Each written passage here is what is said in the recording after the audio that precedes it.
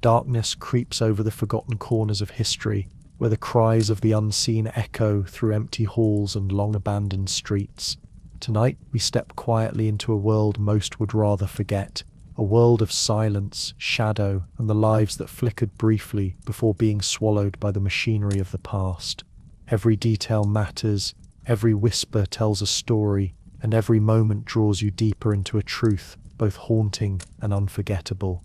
So before you get comfortable, take a moment to like the video and subscribe, and let me know in the comments where you're tuning in from and what time it is for you. It's always fascinating to see who's joining us from around the world. In the early decades of the 19th century, England was a land in motion yet strangely immobile, as if the very air had grown heavy with the weight of progress that few could bear. The horizon of London, Manchester, Leeds and other burgeoning industrial centres was pierced with the dark silhouettes of smokestacks, belching ribbons of soot into the sky. The rivers, once clear and murmuring with the rhythms of rural life, had turned to grey veins carrying the waste of factories, dye houses and tanneries downstream. The once verdant landscapes of the countryside receded under the relentless march of brick and stone, the green fields replaced by rows upon rows of terraced houses that seemed to stretch infinitely, like the countless lives enclosed within them. This was an England caught between the promise of mechanical ingenuity and the peril of human neglect, a place where the clanging of iron wheels and the hiss of steam engines drowned out the whispers of human suffering. The streets of London, particularly those that thrived on trade and industry, were crowded with the poor, who moved like shadows between the flickering lamps and smoke-choked alleyways. Children ran barefoot over cobblestones blackened with soot and refuse, their limbs thin, faces pale, eyes hollow from hunger or neglect. Families often existed in a state of suspended survival, crammed into one or two rooms of dilapidated buildings where heat scarcely reached the upper floors. The stench of refuse, mingled with the sweet decay of human waste, filled every alley, every passageway, every home that could still be called a home. And yet life persisted in stubborn rhythm, the clatter of carts on stone, the calling of street vendors, the ceaseless chatter of markets, all underscored by an unrelenting urgency to survive another day, another week, another month in an unforgiving urban wilderness. It was in this setting that poverty became not merely an economic condition, but a moral and social spectacle. The industrial age had created wealth in previously unimaginable quantities, yet that wealth was concentrated in the hands of a few,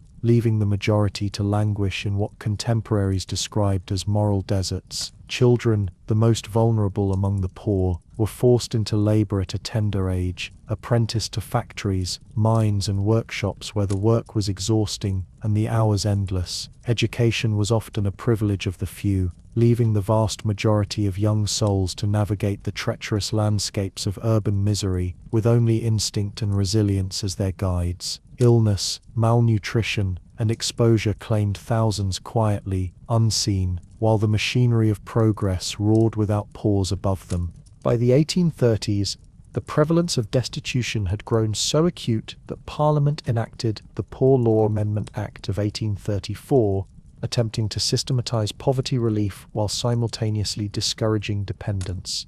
Under this law, the able-bodied poor were to be relieved only within workhouses, designed to be less eligible than even the lowest standard of ordinary laboring life outside.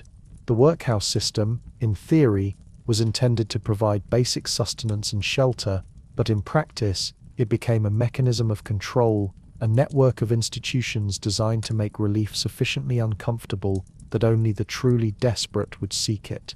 In towns and cities, these edifices rose as grim fortresses, their walls high, windows narrow, interiors stark and regimented.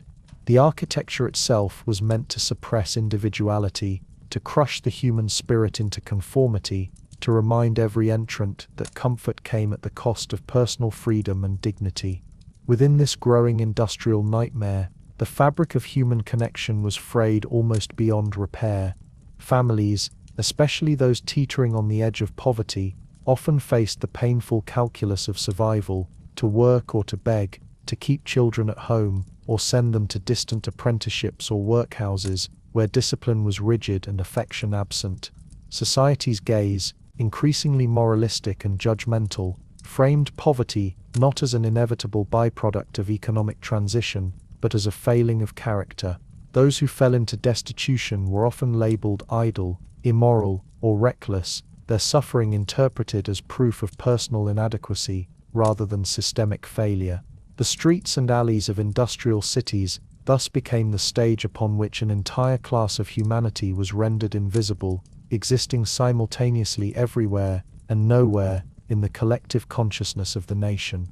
The air itself seemed to carry the weight of oppression, heavy with coal smoke and the murmurs of unrecorded despair. Early mornings brought a fog that clung to the streets, muffling sound and light alike, swallowing the cries of children as they traversed the cobblestones on errands, to labor, or in search of scraps. Even in the brightest hours, the pall of industrialization lingered. Sunlight filtered weakly through chimneys' smoke, and shadows seemed to grow longer, stretching across narrow courts and stairways like silent witnesses to human suffering. Every step along these streets was a negotiation with hardship.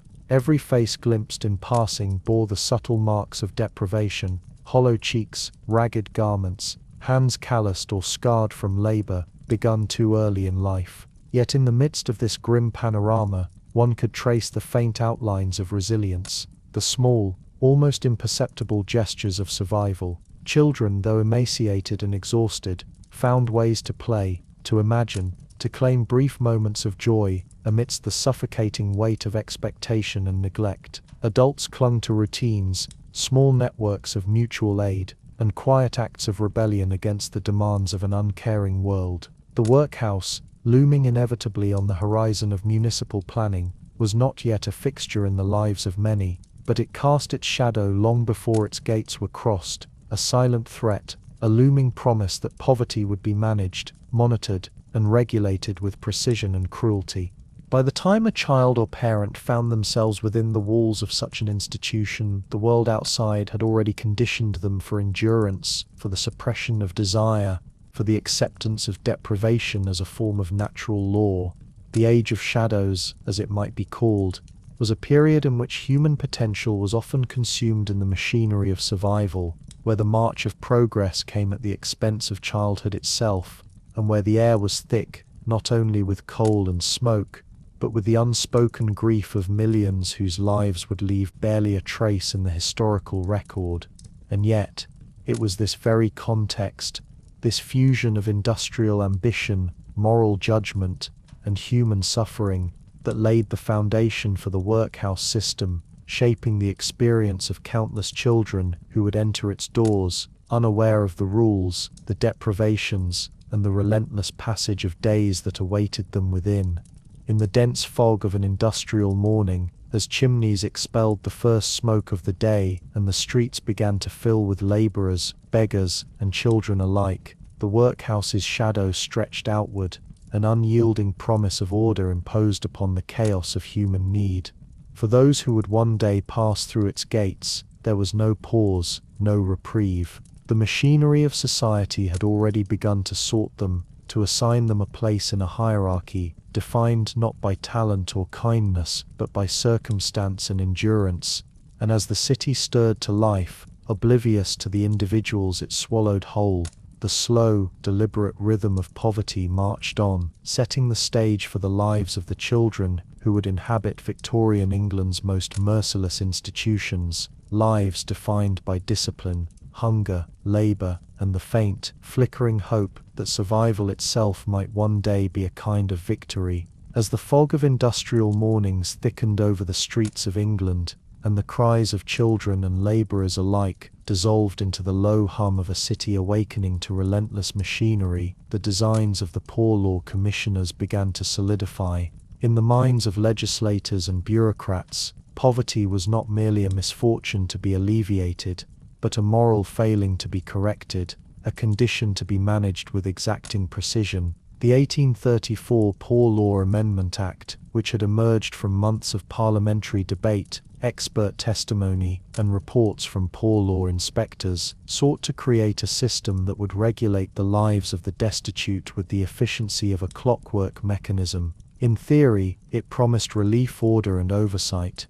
In practice, it was an instrument of deterrence, a structure designed to make the very notion of dependence distasteful, if not unbearable. The workhouses that arose from this legislation were often described in contemporary accounts as houses of industry, but the words were misleading, veiling the true nature of their purpose. The commissioners, influenced by the prevailing belief in self-help and the moral rectitude of labor, conceived these buildings as architectural embodiments of discipline. They were constructed with high walls of cold, grey brick, windows barred and narrow to limit distraction and sunlight, and interiors dominated by long corridors and regimented dormitories. Every space was designed to control movement and behavior, sleeping quarters separated by age and gender, dining halls arranged for silent consumption of coarse gruel, and workrooms where monotonous labor was imposed upon every able-bodied occupant. To enter the workhouse was to enter a machine of moral engineering, where the human spirit was measured,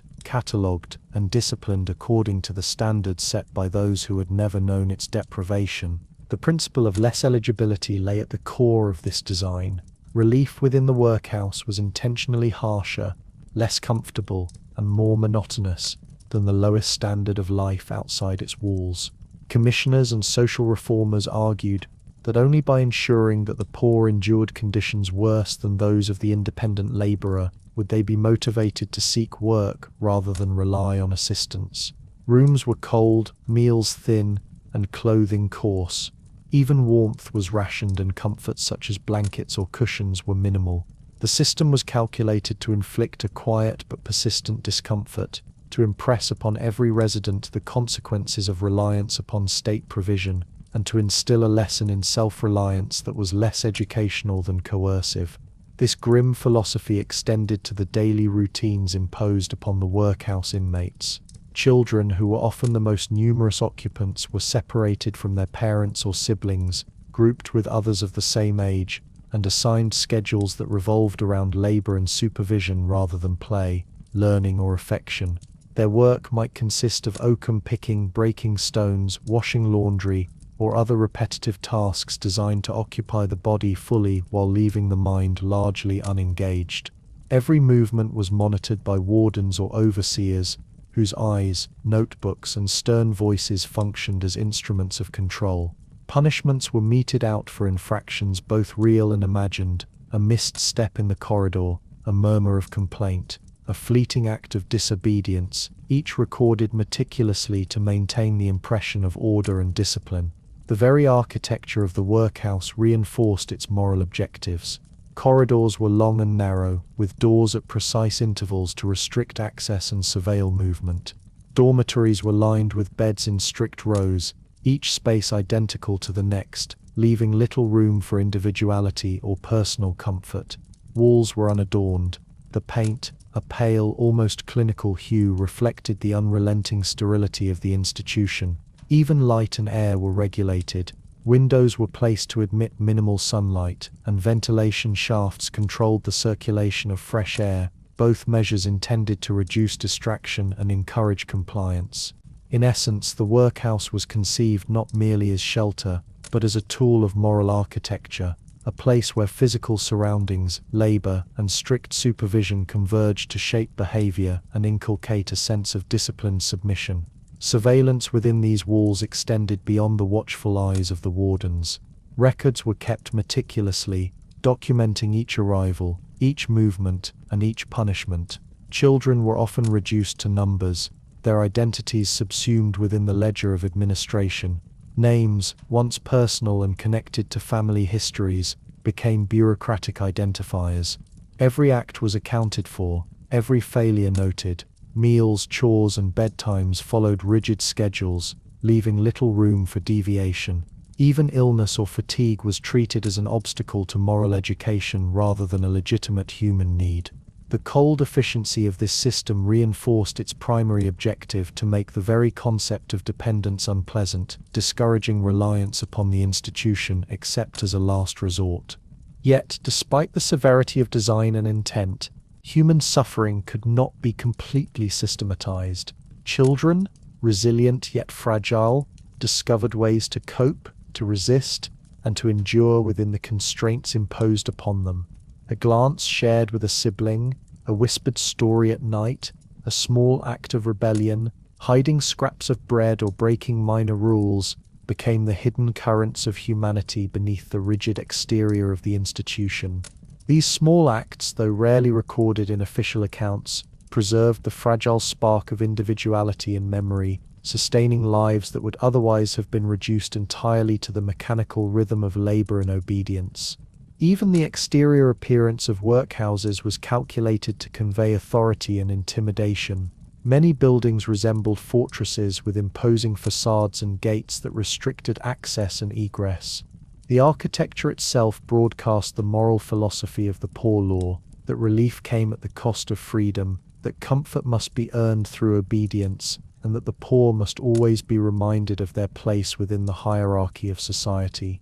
Local populations often regarded these buildings with a mixture of fear, curiosity, and resignation. For families living in the shadow of the workhouse, the gates symbolized not merely shelter or sustenance, but an inescapable moral and social judgment. Within this calculated environment, the machinery of daily life operated with unrelenting precision. Breakfast was a thin porridge served in silence. The day's labor followed in regimented hours. Meals were repeated with monotonous predictability. Sleep was allotted according to strict schedules. Children and adults alike were trained to obey the rhythm of the institution, their movements synchronized to the invisible hand of authority that dictated every aspect of their existence. Even small moments of humanity, laughter, curiosity, tenderness, were discouraged, as if they threatened to undermine the moral architecture designed to produce industrious, compliant subjects. It was within this system, cold, efficient, and deeply calculated, that the workhouse earned its grim reputation, a bastille for the poor, a moral prison where the machinery of the state replaced compassion, and where the lessons of discipline were administered through deprivation rather than nurture. Those who entered its doors were immediately confronted with the paradox of relief and punishment, shelter and surveillance, protection and oppression, and in the minds of the children who would come to know its corridors intimately, the workhouse was not merely a building but a looming, inexorable force, shaping the trajectory of their lives in ways both visible and unseen, a place where innocence was tested, endurance demanded, and the very essence of childhood was quietly, inexorably transformed. From the moment a child first stepped through its gates, the machinery of this moral prison began to turn, setting in motion a rhythm of life governed by labor, observation, and unrelenting order, a rhythm that would define every day to come. And as those first steps echoed through the cold corridors and long, unadorned halls, the reality of the workhouse, its oppressive architecture, its calculated austerity, and its unyielding surveillance, began to unfold fully, laying bare the harsh truths that awaited every vulnerable soul who would enter its shadowed embrace. As the rigid machinery of the workhouse continued to hum in cold precision, the first groups of paupers began to arrive, their presence heralded not by fanfare, but by a subdued, almost spectral procession along the cobblestone streets. Children, orphans, and abandoned souls moved with quiet trepidation, some guided by older siblings, some by a distant and weary relative, and others entirely alone, their small hands clutching the meager bundles of belongings they had managed to preserve. The bundles were often nothing more than rags wrapped in cloth, a few scraps of clothing, a worn toy, or a faded token of a life that had once existed outside these walls. These children, skeletal from hunger or neglect, with faces pale and eyes wide, carried with them the ghosts of homes long vanished, the echoes of love and security now irretrievably lost. Their steps echoed against the stone and iron, a haunting rhythm that blended into the distant clamor of factories, the hiss of steam, and the coughs of a city steeped in soot. The approach to the workhouse gates was itself a ritual of transformation. Iron gates loomed like the jaws of a beast, their heavy frames closing behind each group with a sound that seemed to signal not protection but imprisonment. Beyond the threshold, the institution revealed itself in full austerity, high, unyielding walls, narrow barred windows, and a forecourt that was both an antechamber to discipline and a stage for the first lessons of submission. Children who had huddled together on the streets, who had clung to one another for warmth, were torn apart, divided by age, gender, or perceived capacity for labor. Older children were sent in one direction, younger in another, and parents, if present, often found themselves separated permanently from their offspring.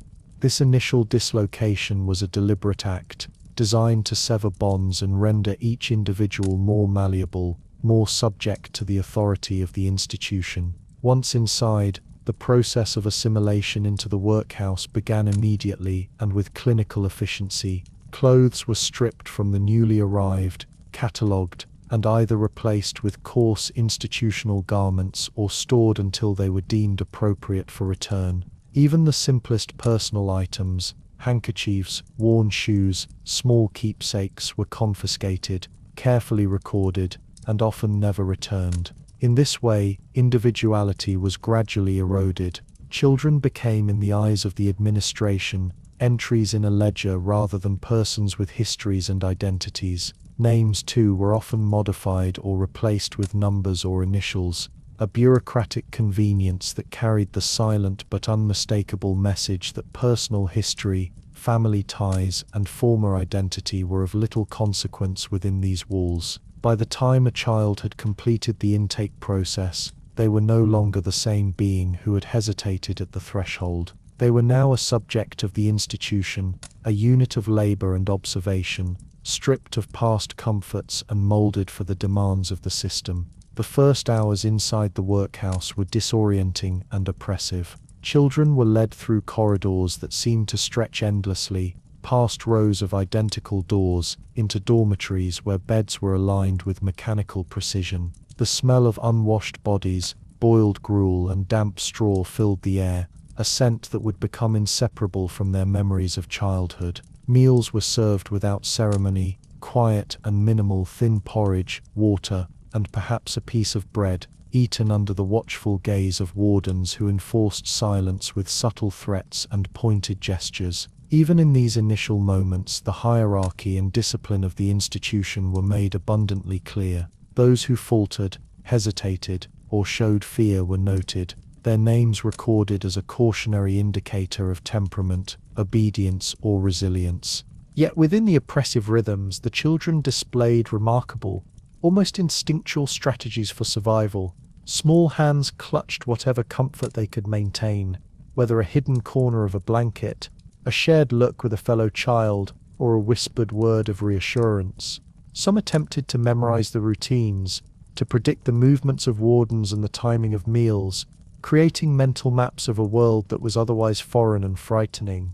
Others, too young or too fragile, simply endured, absorbing the lessons of deprivation in silence, their minds retreating inward to memories of home, imagination, or fleeting moments of freedom. The initial shock, while profound, was the first step in a long adaptation to a life defined not by choice but by the constraints of architecture, routine, and surveillance. Historical records from the period describe the intake process with chilling detail. Commissioners' reports, diaries of inspectors, and accounts from reformers such as Charles Dickens highlight the uniformity and brutality of the system. Children were observed as specimens of both the physical and moral state of the poor, catalogued for their apparent virtues or deficiencies. Arrival often meant immediate separation from siblings or companions, a disorienting experience that reinforced the institution's authority. Families rarely had recourse. The machinery of bureaucracy had no space for negotiation, no allowance for sentiment. A child's first day in the workhouse, therefore, was a ritual of loss of identity, of family connection, of comfort, and of the freedom to navigate a world outside institutional control. As days passed, the initial trauma of arrival gave way to the slow rhythm of workhouse life, where compliance was rewarded with small measures of warmth or extra food, and defiance punished by physical discomfort or deprivation. Yet for many, the memory of that first entry, the iron gates, the confiscation of belongings, the rigid imposition of rules, lingered as an indelible mark, shaping their perception of authority, society, and themselves. It was an experience that taught not merely the obedience required by the workhouse, but the fragile nature of childhood itself when exposed to a system designed to regulate survival rather than nurture growth. The narrative of these first arrivals also underscores a broader social reality, the invisibility of the poor in Victorian England. Outside the walls of the workhouse, the children remained largely unseen by society. The streets teeming with labourers, merchants and travellers paid little heed to those who moved among them in shadow. Their suffering was recorded in ledgers and reports, but rarely witnessed in full humanity by those who could have intervened. The iron gates of the workhouse, therefore, symbolized both literal and metaphorical separation, the removal of the vulnerable from public view, and the imposition of a strict hierarchy, in which survival necessitated submission to institutional authority. By the end of their first day, the children of the workhouse had undergone a transformation as profound as it was silent. They had passed through gates that symbolized the surrender of autonomy, through corridors designed to suppress individuality, into dormitories that enforced equality through uniform deprivation. Their belongings, their names, and, in many cases, their previous sense of self had been stripped away, leaving behind a version of themselves defined by compliance, endurance, and the unspoken fear of the institution's unyielding authority. It was the beginning of a life measured not by joy or freedom, but by the rhythm of labor, observation, and survival, a life in which the machinery of the state replaced the warmth of human connection, and in which the first steps through the workhouse gates marked the start of an existence unlike any they had known before. Once the first arrivals had passed through the workhouse gates, surrendered their belongings, and been catalogued in ledger after ledger, the machinery of institutional control revealed itself in its full, relentless order. The very structure of the workhouse was designed to fragment human connection, to convert individuals into units of observation and labor, and to enforce a strict hierarchy that left no room for familial or emotional continuity. Men were directed to separate quarters, their labor assigned to heavier tasks or industrial apprenticeships. Women were guided toward kitchens, laundries, and domestic service, and children, often the most vulnerable, were segregated by age and gender, assigned dormitories that were uniform, impersonal, and deliberately alienating. The workhouse did not merely accommodate the poor, it sought to reshape them, to define each life according to the principle of utility rather than affection. For many children, this division meant the abrupt and permanent separation from parents, siblings, or guardians. Brothers and sisters who had clung to one another for protection, warmth, and comfort on the streets were torn apart at the first opportunity, reassigned to dormitories that might be on opposite ends of the building, or even in entirely different wings or annexes. The cry of a young child as an older sibling was led away often went unheard beyond the rigid walls, muffled by doors, stone, and the echo of authority. The administration's rationale was rooted in the belief that emotional bonds might soften the laboring spirit, distract the mind from work, or encourage dependence. By severing these connections, the workhouse sought to cultivate obedience, resilience, and submission, leaving only the individual stripped of familial support to navigate the rhythm of institutional life. The bureaucracy that enforced this fragmentation operated with mechanical precision. Clerks recorded names, ages, and family connections, yet these entries functioned more as data points than as reflections of real human relationships. Reports were compiled detailing arrivals, departures, and the health and behavior of each inmate. Even when families existed within the same institution, their interactions were carefully monitored, restricted, and controlled.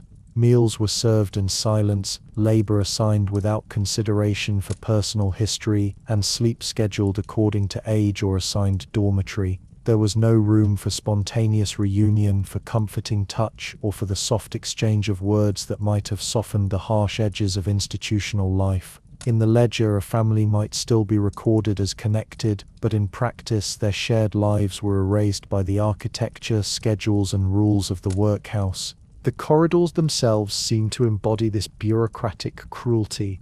Long, echoing halls carried footsteps that marked compliance or hesitation.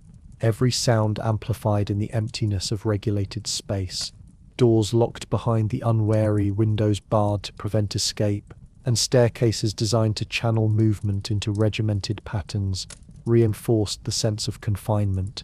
Children learned quickly that to linger, to speak too loudly, or to attempt to find comfort in another's presence was to invite scrutiny or punishment.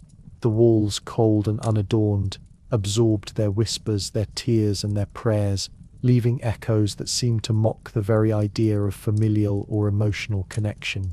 Each day, the young inhabitants became increasingly aware that survival demanded not only physical endurance but the suppression of instinctual attachments and the surrender of what had once been their closest human connections. Isolation extended beyond physical separation. Within the strict schedules of the workhouse, interactions were brief, purposeful, and carefully directed by supervisors. Children were instructed in rote labor and silent observation, with little opportunity for socialization outside the parameters defined by the institution. Any attempts to form alliances, friendships, or comforting attachments were viewed with suspicion, and minor infractions were recorded as evidence of disobedience. The psychological effect of this enforced isolation was profound. Children were simultaneously present among others, yet profoundly alone, their emotional lives compressed into small secretive gestures of resistance or fleeting moments of solace. Over time, the repetition of this pattern trained them to exist in a state of quiet compliance, to internalize suffering, and to find resilience in solitude rather than in community. This division also affected the most basic aspects of life within the workhouse. Dining arrangements were designed to minimize communication. Long bare tables, regimented seating, and the enforced silence of communal meals ensured that eating itself became a controlled act. Labor was similarly regimented in workshops. Children and adults performed monotonous tasks with precise timing, their movements observed and corrected by overseers who maintained authority through both proximity and intimidation. Sleep was assigned in dormitories that were identical, featureless and crowded, leaving little room for privacy or comfort. Even recreation, if it existed, was limited, controlled and brief, reinforcing the principle that individual pleasure or familial connection was subordinate to institutional authority. The separation of bodies and souls within the workhouse reflected a broader moral and social philosophy that pervaded Victorian England. Poverty was seen not merely as a lack of material resources, but as a moral deficiency to be corrected through discipline, labor, and isolation. Families were broken apart, children educated into compliance, and adults taught that reliance upon state provision required the sacrifice of autonomy and attachment. The architecture, bureaucracy, and daily rhythm of the institution were carefully calibrated to enforce these lessons, embedding them into the very structure of daily existence. Survival depended not merely on obedience to rules, but on the suppression of natural human instincts, attachment, compassion, curiosity, and play. Yet within this framework of relentless control, the human spirit persisted, often in the smallest and most hidden forms. Siblings might communicate through glances across dormitories, children would share whispered stories at night, and occasional acts of kindness quietly circumvented the institutional demands for uniformity. These fragments of connection were fragile and easily suppressed, yet they formed the invisible threads of resistance, the faint signs that even within the machinery of moral instruction, the bonds of family and humanity could not be entirely erased. They were gestures of defiance, however slight, against a system designed to fragment, isolate, and regulate every aspect of existence. By the end of their first weeks, the children of the workhouse had internalized the lessons of separation and control.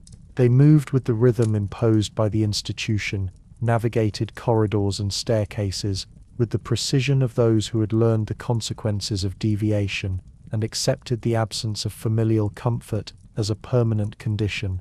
The echoes of footsteps, the imprint of locked doors, the inscriptions of clerks' ink on official ledgers, all conspired to define existence within the workhouse as an exercise in endurance, obedience, and quiet survival.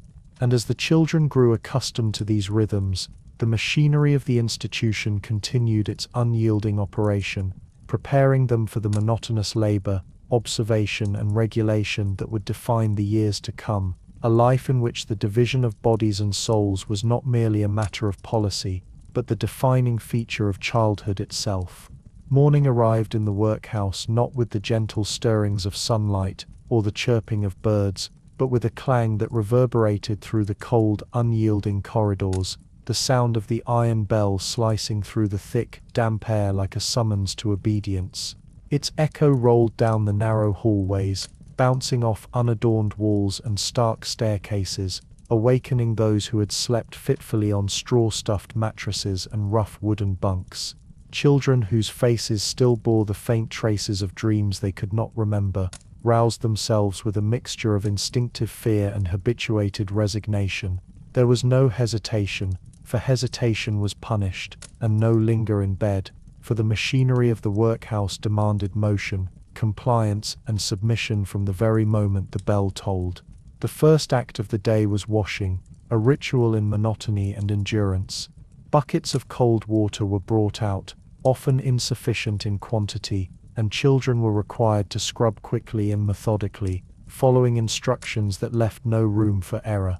Fingers stiffened from the chill, skin cracked and red from constant exposure, yet the task continued under the watchful gaze of wardens. There was no conversation, no laughter. The act of cleansing, like all other routines, was stripped of dignity and human warmth, a performance of discipline more than hygiene. It served as a preparation, both physical and psychological, for the long hours of labor that awaited them, instilling in every child a sense of order and compliance, even as it eroded comfort and autonomy. Breakfast followed, served in a large hall, stripped of all personal comfort. Rows of wooden tables were arranged with precision, benches aligned so that each child occupied an assigned position, equidistant from their neighbor, the space between them a deliberate measure of separation. The meal itself was meager, thin porridge, watery and lukewarm, served without seasoning or sweetness, accompanied only by a sip of cold water. Silence was enforced rigorously. No murmurs, no laughter, no expression of discomfort or complaint was permitted. The very act of eating became a demonstration of obedience, the consumption of sustenance reduced to a mechanical ritual. Those who failed to follow the rules, spilling porridge, whispering, or showing impatience, were noted, their names recorded for correction, their behavior considered evidence of character or moral failing. Once breakfast concluded, the day's labor commenced in earnest, each motion dictated by the rhythm of supervision and the mechanical schedule of the institution. Children were guided to workrooms where they engaged in tasks designed to occupy the body fully while exhausting the spirit. Oakum picking was among the most common of these labors. Children would unravel the fibers of discarded rope, separating them thread by thread, the coarse fibers tearing their delicate hands and leaving splinters beneath the nails. It was a repetitive, unending task, performed in near silence, under the watchful eyes of overseers who moved among the rows, correcting posture, monitoring speed, and ensuring continuous compliance. The hum of labor, the rasp of oakum being pulled, the scrape of broom bristles against the floor, the needle's thread pulling through coarse fabric, blended into a dull, oppressive soundscape, a continuous background of suffering that filled the entire institution. Other children were assigned to the sewing rooms, where fingers raw from repeated punctures by needles and coarse thread bled steadily as they stitched garments for local use or for the institution itself. The work was monotonous, precise and punishing, yet any hesitation or imperfection invited reprimand. In some workhouses, children were sent to scrub floors, hauling water in pails and scrubbing boards across stone surfaces until their palms were blistered, joints stiff and backs aching. The pace was relentless, breaks were minimal and highly controlled, measured not in comfort, but in administrative convenience. There was little room for conversation, for camaraderie, for human exchange beyond what was necessary to complete the task. Every sound, every movement, every moment of labor was subject to scrutiny, observation, and judgment. Even as the day stretched on, the monotony imposed a sense of timelessness. Hours bled into one another with only minor variation, each child moving through the cycle of labor with a mechanical precision that mirrored the rigid structures of the workhouse itself. Supervisors maintained constant vigilance, correcting slouching posture, hastening slow movements, and ensuring that no deviation from assigned duties occurred. The children learned to anticipate these interventions, adjusting their movements to avoid punishment, internalizing the expectations of authority with an efficiency born of necessity. Over time, this rhythm became ingrained, shaping not merely the physical behavior of the children, but the contours of thought, emotion, and perception, enforcing a constant awareness of surveillance and control. The mealtimes between labors were similarly regimented. Lunch, if provided, mirrored breakfast in its minimalism and enforced silence, a continuation of the lesson that sustenance and survival were not matters of comfort, but of endurance.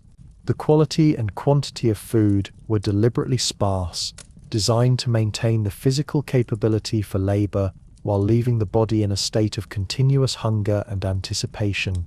Every bite was an exercise in compliance, every swallow a silent acknowledgement of the authority that governed every aspect of existence within the walls.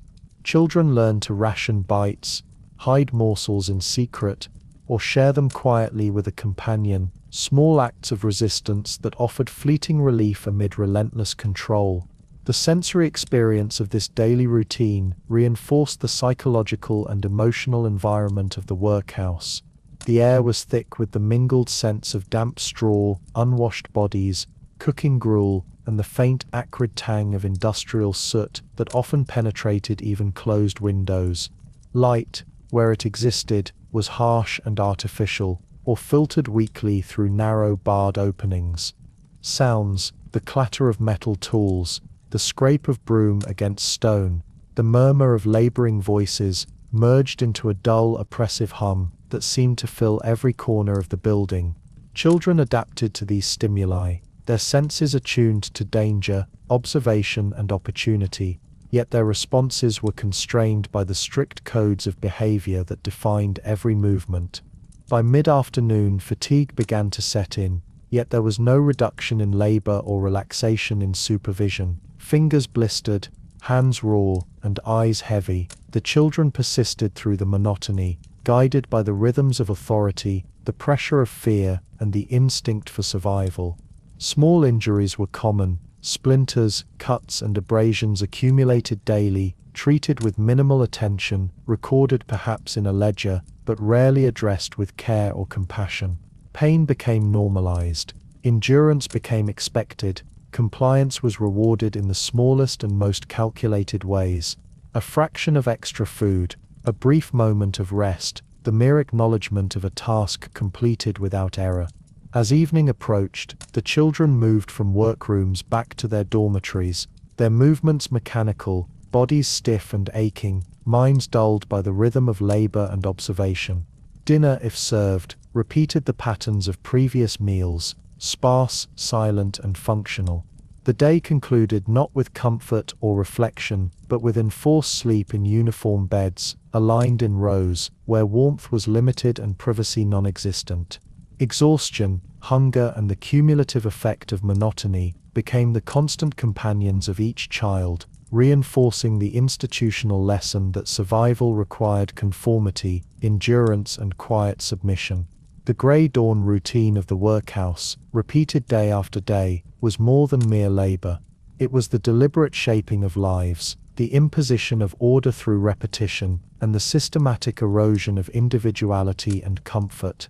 It was a world in which time was measured, not in experiences, joys, or discoveries, but in tasks completed, sounds obeyed, and movements perfected under surveillance. And yet, within this carefully constructed monotony, small acts of resistance, a hidden glance, a whispered secret, a shared smile, continued to flicker, reminders that even in the harshest crucible of Victorian institutional life, the human spirit could endure, adapt, and in its own quiet ways, survive.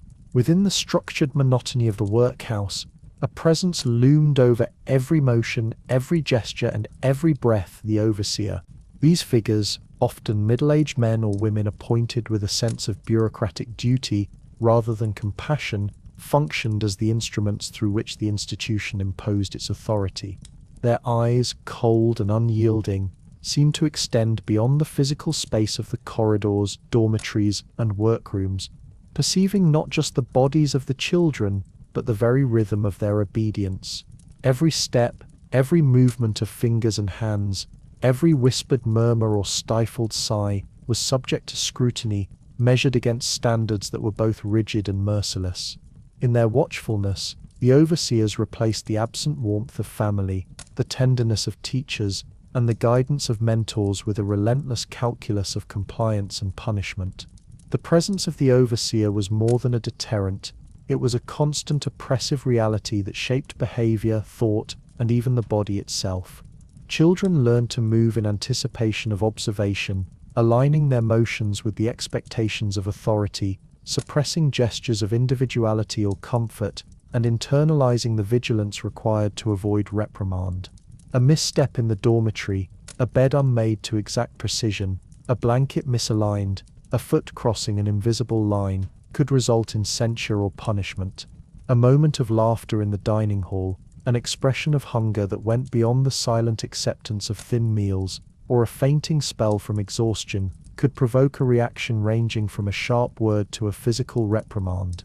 Empathy had no place in this environment. Discipline was paramount, and survival depended on the meticulous adherence to rules imposed by those whose role was to observe, correct, and control.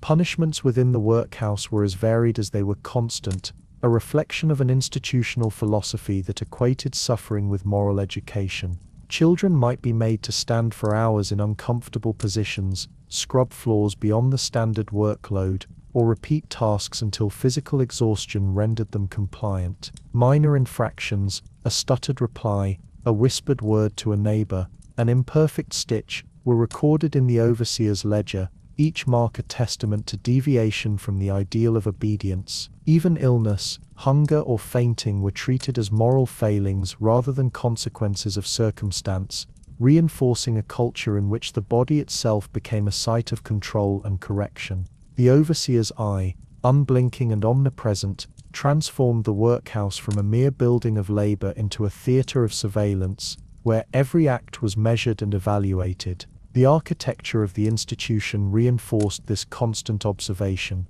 Corridors were long, narrow, and echoing, enabling supervisors to move silently, while maintaining awareness of distant dormitories and workrooms. Staircases and passageways were designed to channel movement in predictable patterns, ensuring that no corner could be accessed without notice. Windows, often narrow and barred, allowed light to highlight the motions of the occupants, casting shadows that revealed posture, gait, and activity. Even in the dining hall or dormitory, subtle design features guided the body and gaze of every child, creating an environment in which obedience was not merely required but physically instilled. The combination of architecture and human supervision rendered escape, resistance, or unobserved misbehavior nearly impossible.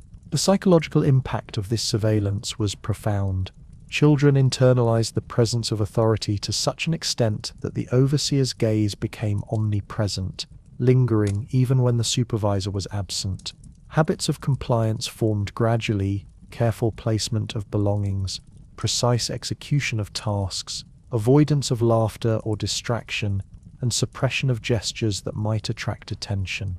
The rhythm of work, meals, and sleep merged with the anticipation of observation, creating a continuous loop of performance under the invisible yet unmistakable eye of authority. Even in private moments, the quietest gestures of self-comfort or fleeting memories of home, the spectre of supervision lingered, shaping thought as decisively as it did action. Historical records from the period describe the nature of oversight in meticulous detail. Inspectors and reformers noted that children were constantly monitored during every aspect of daily life, at workstations, in dormitories, in the dining hall, and even in moments of personal hygiene. Reprimands were frequent, often disproportionate, and designed to instill a deep-seated understanding of consequence and control. Laughter, once an innocent manifestation of joy or relief, became a potential transgression. Hunger, a constant companion of the impoverished, was interpreted as weakness or failure rather than a natural condition. Even fainting, caused by fatigue or malnutrition, could invite punishment, reinforcing the notion that survival within the workhouse depended not on physical necessity, but on the ability to maintain composure, obedience, and presence of mind under relentless scrutiny. The atmosphere within these walls, under the constant gaze of the overseer, was one of tension and muted fear. Every corridor, every dormitory, every workroom carried the weight of expectation and the threat of correction. Silence became both a protective mechanism and a psychological burden. Speech, laughter, or protest were carefully measured, minimized, and often suppressed entirely. Children learned to anticipate punishment, to regulate not only their actions but their emotions, and to navigate the delicate balance between compliance and endurance. The overseer's authority extended beyond enforcement of rules. It permeated thought, reshaped instinct, and forged a culture of internalized discipline that would remain long after physical punishments had been administered. Yet, even within this environment of unyielding control, the human spirit persisted in subtle ways. Children discovered small avenues for endurance, small acts of quiet defiance, or fleeting moments of mutual recognition and empathy. A glance exchanged in a dormitory, a whispered reassurance during labor, the careful sharing of a meager scrap of food, these gestures, almost invisible to the watchful eyes of authority, carried immense significance. They became the undercurrents of humanity, the fragile resistance to the comprehensive surveillance imposed by the overseers, and a reminder that even within the machinery of oppression, life, connection, and subtle rebellion endured. The overseer's eye, unblinking, emotionless, and omnipresent, thus defined the rhythm, character, and very existence of the workhouse. It replaced empathy with discipline, warmth with surveillance, and freedom with the constant awareness of observation. Every day, children internalized the lessons of compliance and endurance, their lives measured not in comfort, joy, or choice, but in the accuracy of their labor, the obedience of their movements, and the suppression of their human instinct for play, attachment, or expression. And as the relentless cycle of observation, correction, and labor continued, the workhouse emerged as a crucible in which bodies, minds, and souls were molded, not with kindness, but with the cold, unyielding calculus of authority. Within the rigid routines and relentless surveillance of the workhouse, another force moved quietly, invisibly, yet with devastating consequence: disease. The air, thick with the scent of unwashed bodies, damp straw, and the faint tang of coal smoke seeping through narrow windows, became a vehicle for illness, carrying fever, cough, and the invisible weight of contagion through every dormitory, corridor, and workroom. In these crowded, poorly ventilated spaces, where dozens of children slept in rows of stiff, straw-stuffed beds, proximity became both necessity and peril. The very architecture that enforced order and surveillance, narrow, echoing corridors, barred windows, and regimented dormitories, created conditions in which disease could move as efficiently as the overseer's eye, touching every body in turn with relentless quietness. Malnutrition, a near-constant companion of the poor, exacerbated the spread of sickness. Children, subsisting on thin porridge and the occasional ration of bread, were physically weakened, their immune systems compromised before they even had the chance to grow resilient. Their skin, pale and taut, often bore the scars of labor or minor injury, which in the damp, crowded environment of the workhouse became entry points for infection. Fevered children trembled in corners, while overseers, constrained by the strict rules of observation and record-keeping, sometimes interpreted weakness as laziness, compliance failure, or moral deficiency rather than the natural consequence of deprivation and exhaustion.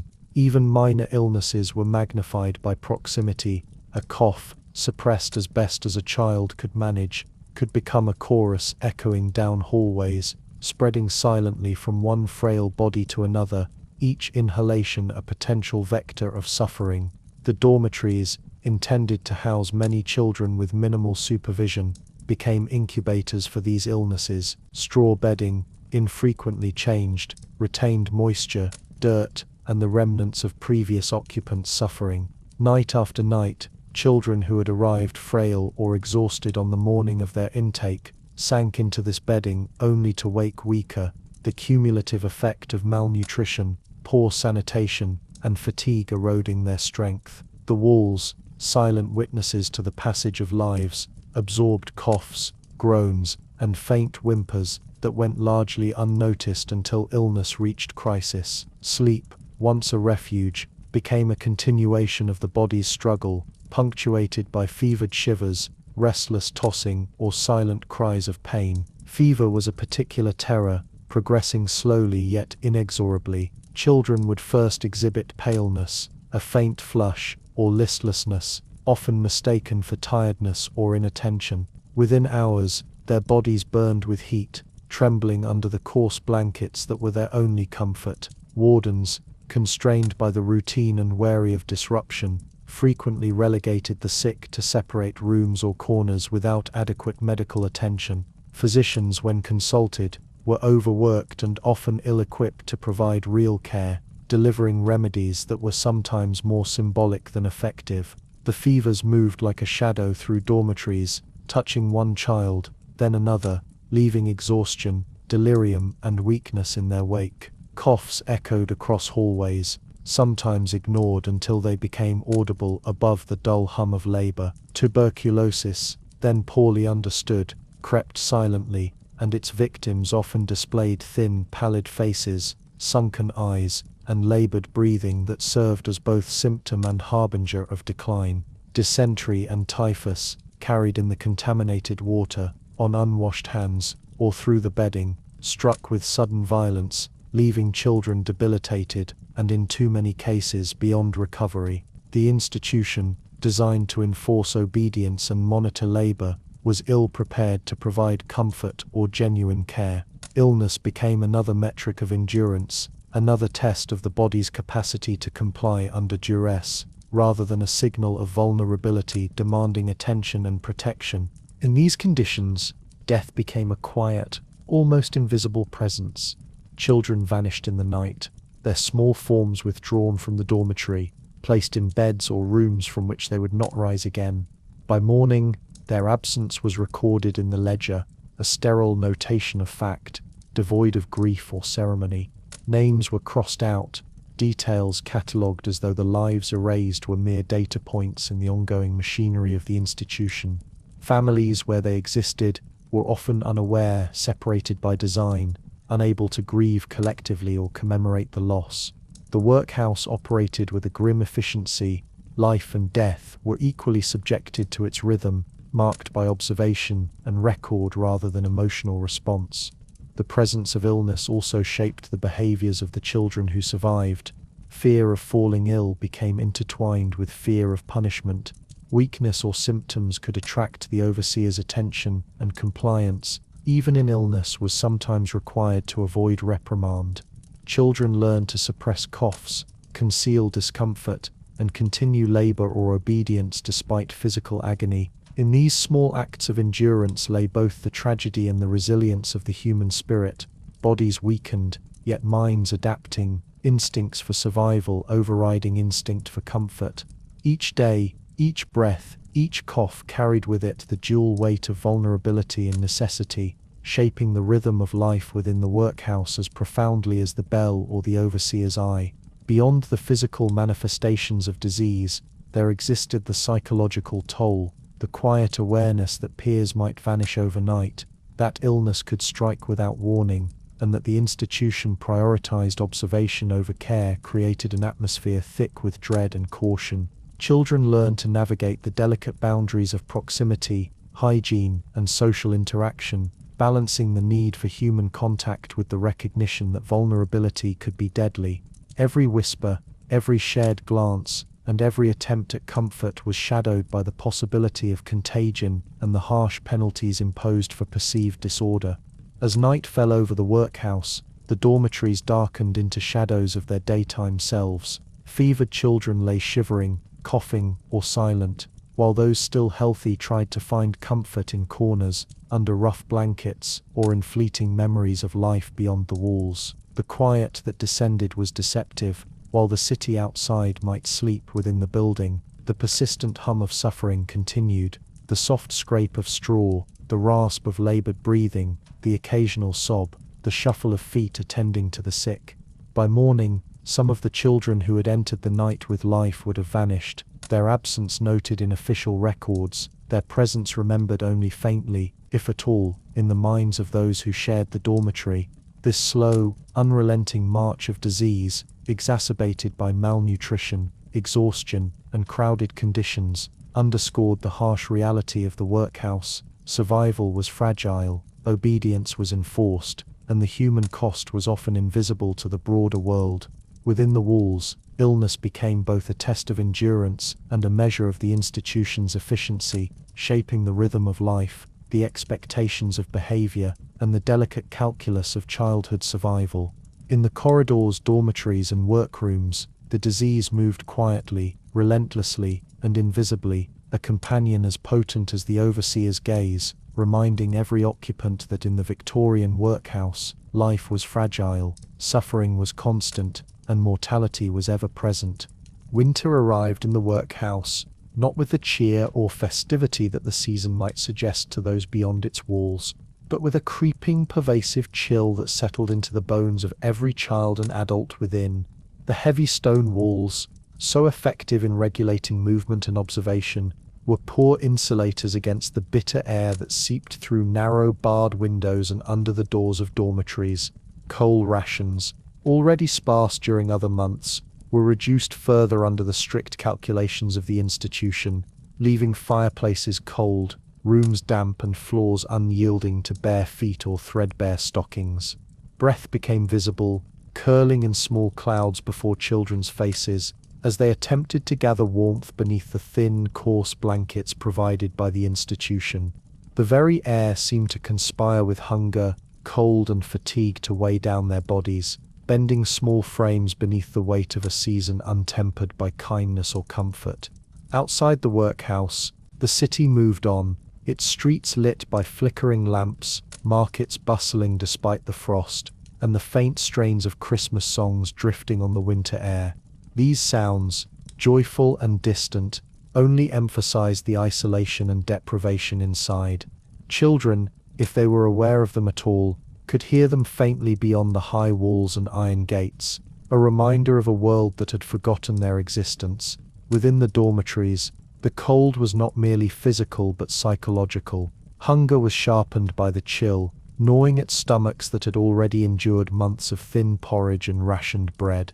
The silence inside, punctuated only by the faint scraping of fingers at coarse clothing, or the occasional cough from illness, became a palpable force, as oppressive as the walls themselves. Hunger was no longer merely a sensation, it was a quiet companion, a reminder that survival in this institution required endurance, suppression of complaint, and an acceptance of absence. The routines of the workhouse continued despite the cold, as if the frost were merely a backdrop to the machinery of discipline. Children rose at the clang of the bell, their bodies stiff from the previous night's discomfort, and moved through corridors echoing with footsteps and breath misting in the frigid air. Washings were performed with water that was often barely warmed, fingers reddening and chapped as children scrubbed themselves under the indifferent gaze of wardens. Meals, pale and thin, were consumed in silence at long wooden tables, porridge steaming faintly in the cold, yet insufficient to stave off hunger or provide warmth. The ritual of labor followed, oakum picking, sewing, floor scrubbing, each task more arduous in the numbing chill, each movement demanding energy that the body, weakened by both hunger and cold, struggled to provide. Sleeping arrangements offered little respite.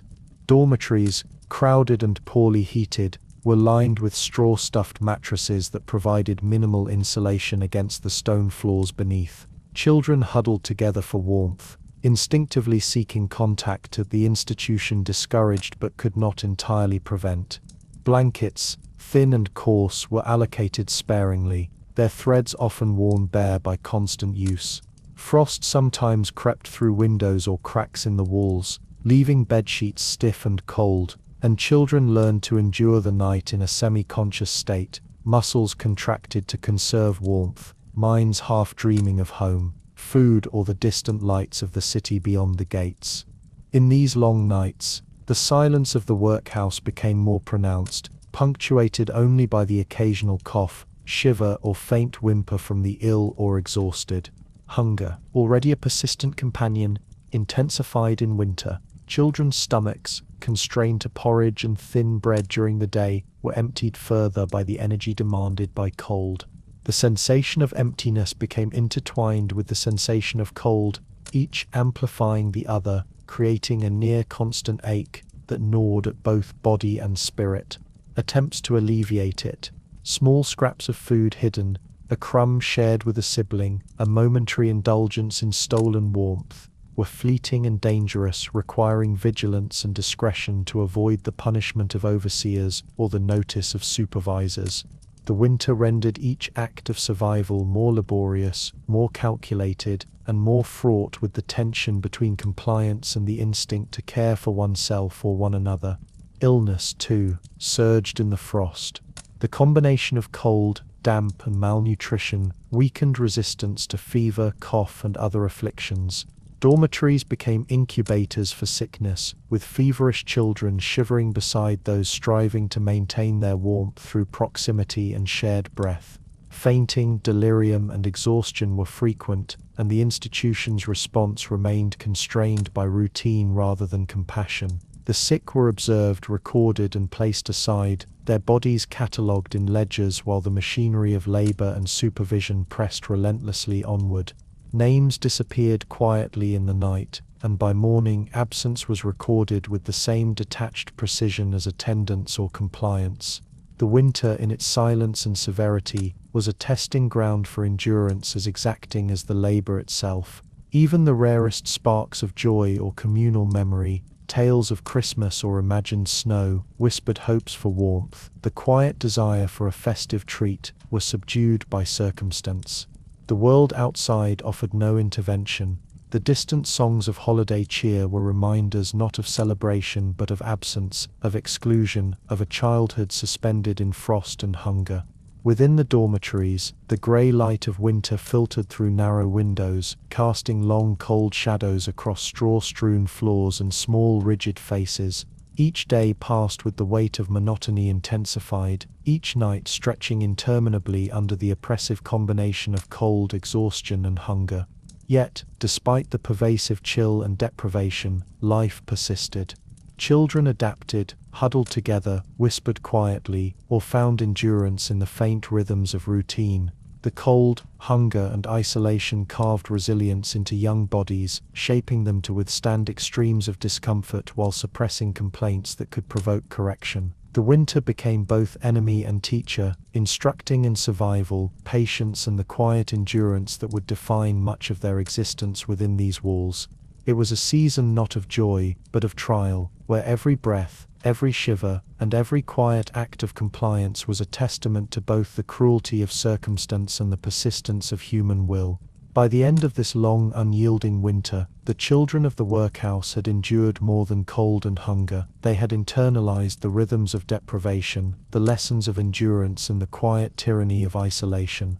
Outside, the world moved on. Markets, carolers, and celebrations continued in their oblivion. But inside, survival had become a kind of silent mastery, a daily exercise in restraint, observation, and the subtle negotiation between compliance and persistence.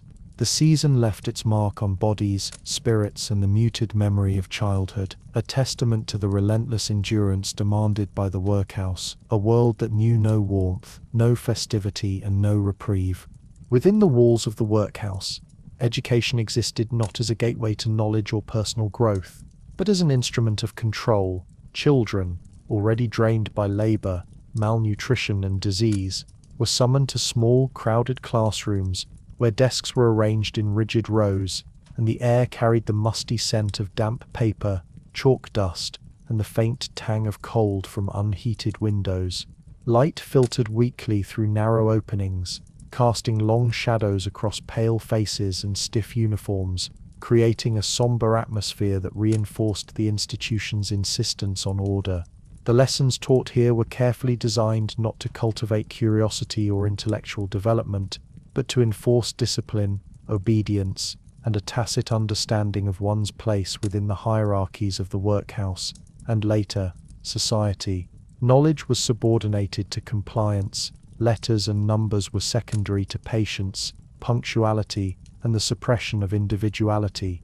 The teacher, a figure once imbued with hope and belief in the power of education to uplift and reform, moved mechanically through the room. Her hair, once loosely tied, now fell in thin strands, and the lines of fatigue etched across her face told of years spent in unrelenting repetition.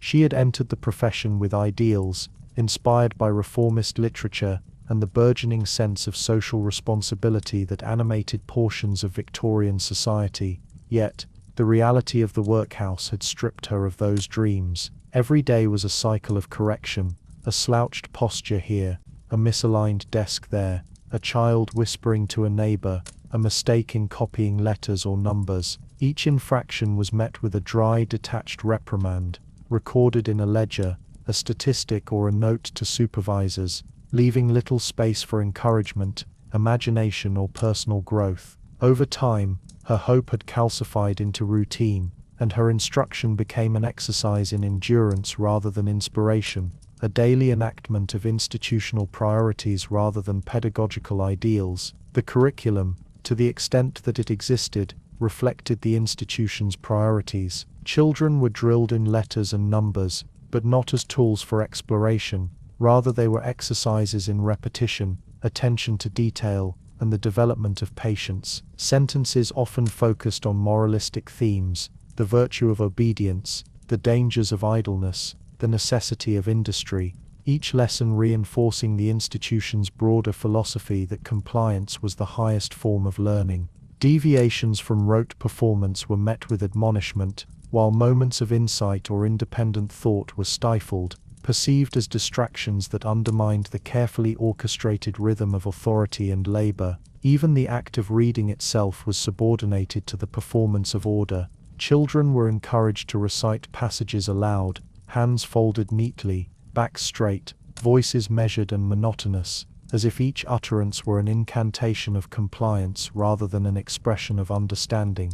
The structure of the classroom mirrored that of the workhouse itself: strict division, minimal comfort and constant observation. Children were grouped by age and perceived capacity, their positions in the room fixed, their movement restricted. The teacher's gaze roamed continuously, correcting posture, ensuring hands were folded properly, monitoring for signs of distraction or fatigue. Even subtle gestures, the tapping of a pencil, the shifting of a foot, the glance of a neighbor, could elicit a reprimand. In this way, education became inseparable from surveillance, the classroom a microcosm of the workhouse at large, bodies disciplined, attention regulated, and individuality subordinated to institutional needs. The psychological effects of such schooling were profound. Children learned to equate knowledge with subservience, to see obedience as the path to security, and to internalize the constant evaluation that characterized every aspect of workhouse life. Mistakes were not opportunities for growth but warnings of inadequacy. Curiosity was not nurtured but corrected. Expression was contained within the narrow parameters of institutional expectation. Even as their minds absorbed letters and numbers, their spirits were trained to accept hierarchy, to endure monotony, and to perform compliance with mechanical precision. In this way, the workhouse converted education into a form of social conditioning, ensuring that children emerged not as liberated or empowered individuals, but as disciplined participants in a system that demanded endurance, humility, and silence. The teacher's own experience became a testament to the corrosive effect of this environment. Once inspired by reformist ideals, she now moved among her pupils with the detachment of someone who had witnessed countless cycles of arrival, assimilation, and loss. The repetition, monotony, and absence of tangible progress had dulled her spirit. The occasional sparks of insight or resilience in her pupils were quickly absorbed into the system's rhythm, leaving her with the mechanical satisfaction of tasks completed rather than the human gratification of nurtured intellect. She had become, in effect, another instrument of the institution, reinforcing its priorities, monitoring compliance, and ensuring that each lesson advanced the workhouse's philosophy of obedience above all else. Even the act of correction reflected this systemic focus. Punishments were standardized. A child who whispered, faltered, or hesitated might be required to repeat tasks, stand in uncomfortable positions, or endure isolation. Such measures were not intended to educate in the traditional sense, but to reinforce the primacy of authority and the consequences of deviation. These interventions taught more than discipline. They ingrained a quiet fear, a recognition that survival depended on vigilance, conformity, and the suppression of dissent. Over time, children internalized these lessons, their thoughts, gestures, and expectations molded to match the rigid architecture of authority that defined every facet of workhouse life. Despite this oppressive environment, traces of human resilience persisted. Some children found small ways to maintain attention, to derive private satisfaction from learning, or to glimpse fleeting joy in understanding letters and numbers. These moments, though rare and fragile, were acts of subtle resistance, an affirmation that even within a system designed to erode individuality, the mind could retain a measure of agency.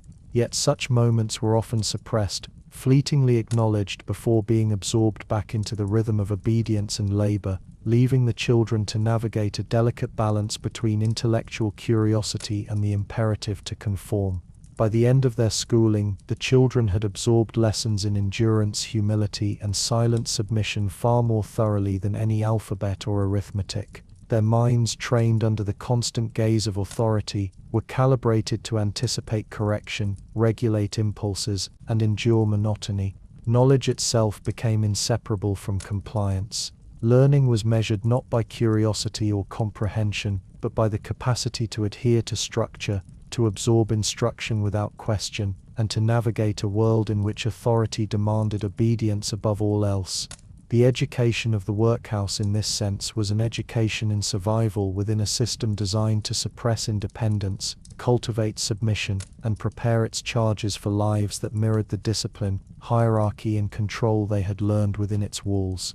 As the days lengthened into years within the cold, regimented corridors of the workhouse, a new chapter of endurance awaited its youngest occupants. The transition from internal labor to the broader, unforgiving world of industrial apprenticeship.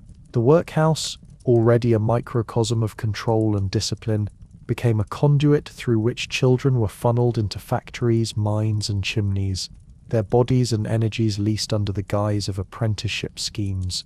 These arrangements were celebrated in official documents as a means of skill acquisition and eventual self-sufficiency, yet in practice they functioned as an extension of the workhouse's philosophy. Children remained instruments of labor, their individuality further subordinated to the demands of industry, and their survival contingent upon obedience, endurance, and silent compliance. The dawn of a dispatch day arrived with the same mechanical precision as the ringing of the workhouse bell. Children were roused from straw-stuffed beds, their breath misting in the cold light of winter or the grey haze of industrial fog. Small bundles were collected, thin clothing, worn shoes, and any meagre personal effects allowed by the institution. There was no ceremony, no farewell, no acknowledgement of emotion, only the quiet, heavy rhythm of survival. Overseers, eyes trained to detect hesitation or resistance, guided groups through the iron gates into streets already steeped in soot, smoke, and the acrid tang of coal-burning fires. The city itself seemed to greet them with indifference, the cobblestones slick with frost, mud, or industrial grime, while the air carried the distant roar of machinery, the echo of hammers, and the faint, ceaseless murmur of commerce that would neither pause nor inquire after the small, pale faces passing through its streets. The journey itself was a trial, a measured passage from the microcosm of the workhouse into the relentless tempo of industrial labor. Children, accustomed to the regimented rhythm of dormitories and workrooms, now faced streets teeming with the chaos of the city, carts rattling over stones, the shouts of vendors, the rhythmic pounding of hammers and presses, and the unrelenting flow of adult bodies moving toward factories, offices, and workshops. Yet these sensory onslaughts, though unfamiliar, did not excite or alarm in the way the imagination might suggest. Instead, they were absorbed with the same quiet endurance that had defined life within the workhouse. Faces were set forward, eyes focused on the path, bodies calibrated to navigate the unfamiliar terrain without error or hesitation. The external world became another environment to endure, another rhythm to internalize, and another set of expectations to obey. Upon arrival at the destination, a factory or mine chosen by the institution's overseers, the children were introduced to a new hierarchy of authority. Supervisors, often indifferent to age, health, or previous experience, assumed roles similar to the wardens within the workhouse. Eyes cold, expressions neutral, and methods firm. Each task was assigned with precision: cleaning machinery, carrying coal, tending fires, sorting materials, or performing repetitive operations along assembly lines. The machinery itself, massive and unforgiving, became an extension of institutional control. Steam engines, stamping machines, and grinding wheels moved with a relentless, unceasing rhythm, and children were expected to match its pace. Hesitation, mistake, or fatigue could result in immediate correction, injury, or removal from the labor pool. A lesson in endurance and adaptation that left no room for hesitation or sentiment. The environmental conditions were brutal. Factories, with walls thick with soot and floors slick with residue, were suffused with heat, humidity, and noise. Miners, descending into shafts, faced darkness, damp, and suffocating air, while chimney sweeps navigated tight flues with lungs coated in soot and fingers scraped raw by stone and brick. In each case, children were exposed to physical dangers and conditions that would overwhelm even adults, and their youth did not mitigate risk. Clothing, thin and ill-fitted, provided minimal protection. Food remained scarce. Rest, when allowed, was brief. The lessons of obedience and endurance learned within the workhouse were now tested against machines, labor expectations, and the indifference of industrial supervisors, reinforcing the notion that survival demanded complete submission to authority and relentless adaptation to hardship. The sensory world of these apprenticeships was oppressive. The roar of machinery drowned thought, conversation, and self-reflection. Steam hissed, gears ground, and hammers pounded in rhythms that were both terrifying and hypnotic. Dust, soot, and particulate matter filled the air, coating skin, hair, and lungs, contributing to a sense of permanence in hardship. Even brief pauses were uncomfortable, their bodies accustomed to continuous motion, yet now exposed to the strain of monotonous repetition. Small injuries were inevitable: blistered hands, scraped knees, lacerated fingers, or bruised shins, and though minor to an adult observer, each wound carried the weight of exhaustion, infection risk, and diminished capacity to perform the labor expected.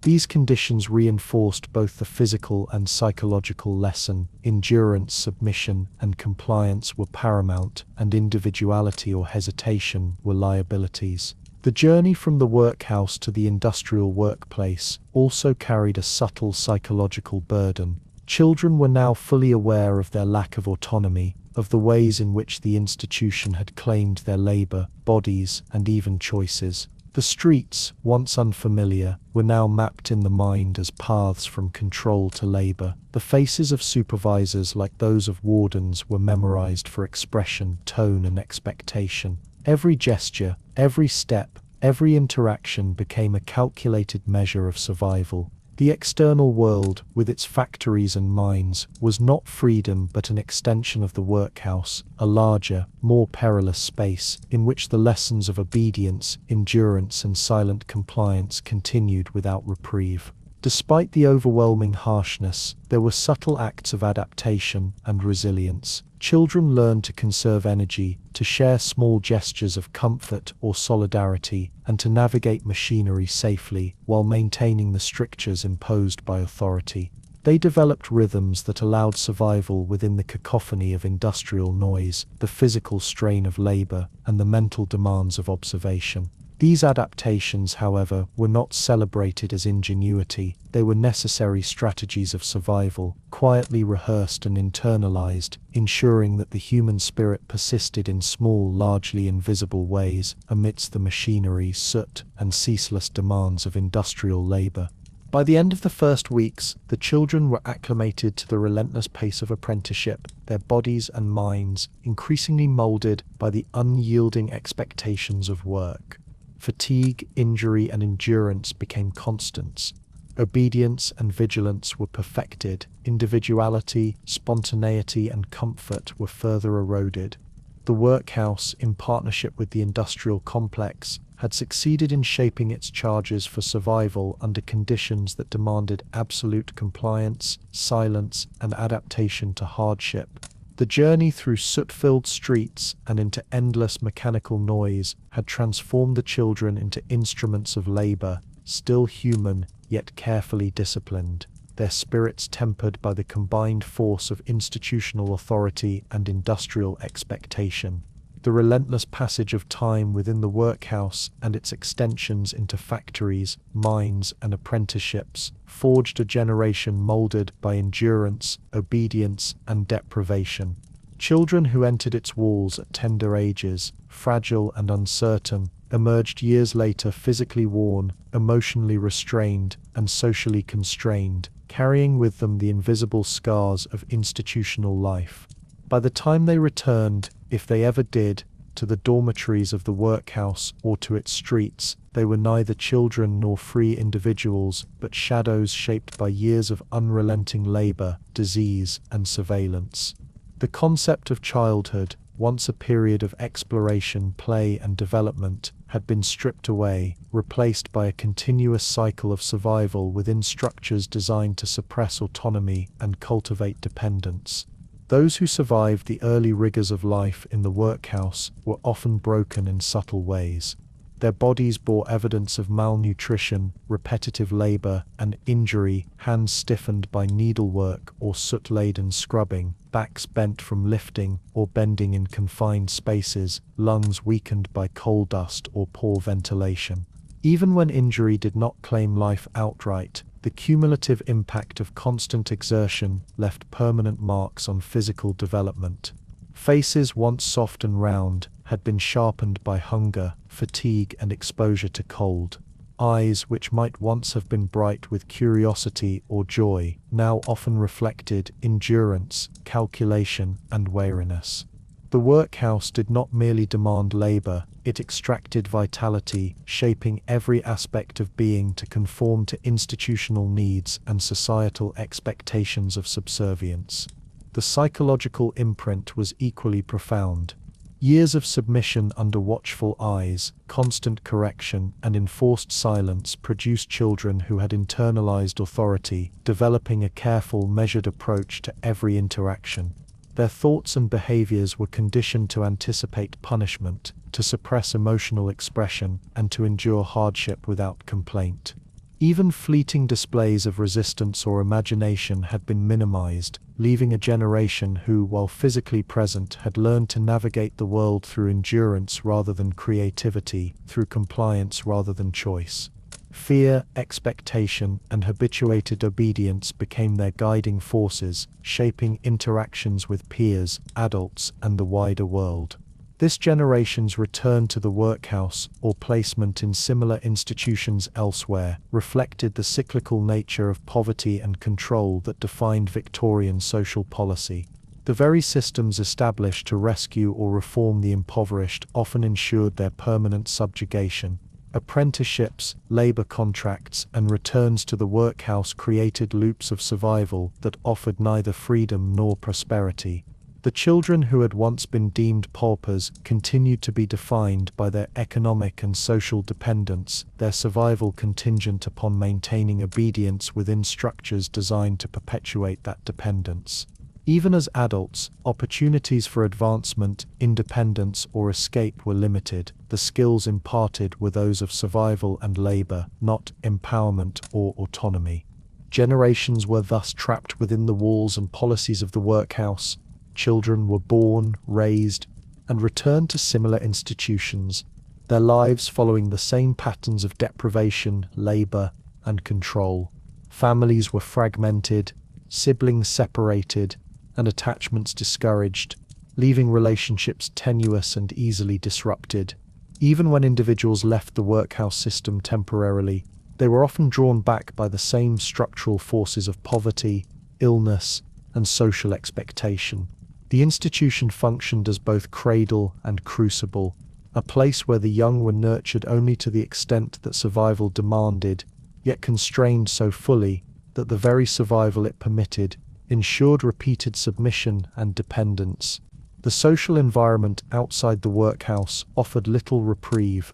Victorian society, while slowly evolving under the pressures of reform, industrialization, and public concern, remained largely indifferent to the structural causes of poverty. Opportunities for those emerging from the workhouse were limited and frequently exploitative. Apprenticeship schemes, labor contracts, and factory placements extended the discipline and labor expectations of the workhouse into the broader world. Children were traded for their labor, skill, and obedience, their humanity subordinated to the requirements of industrial progress.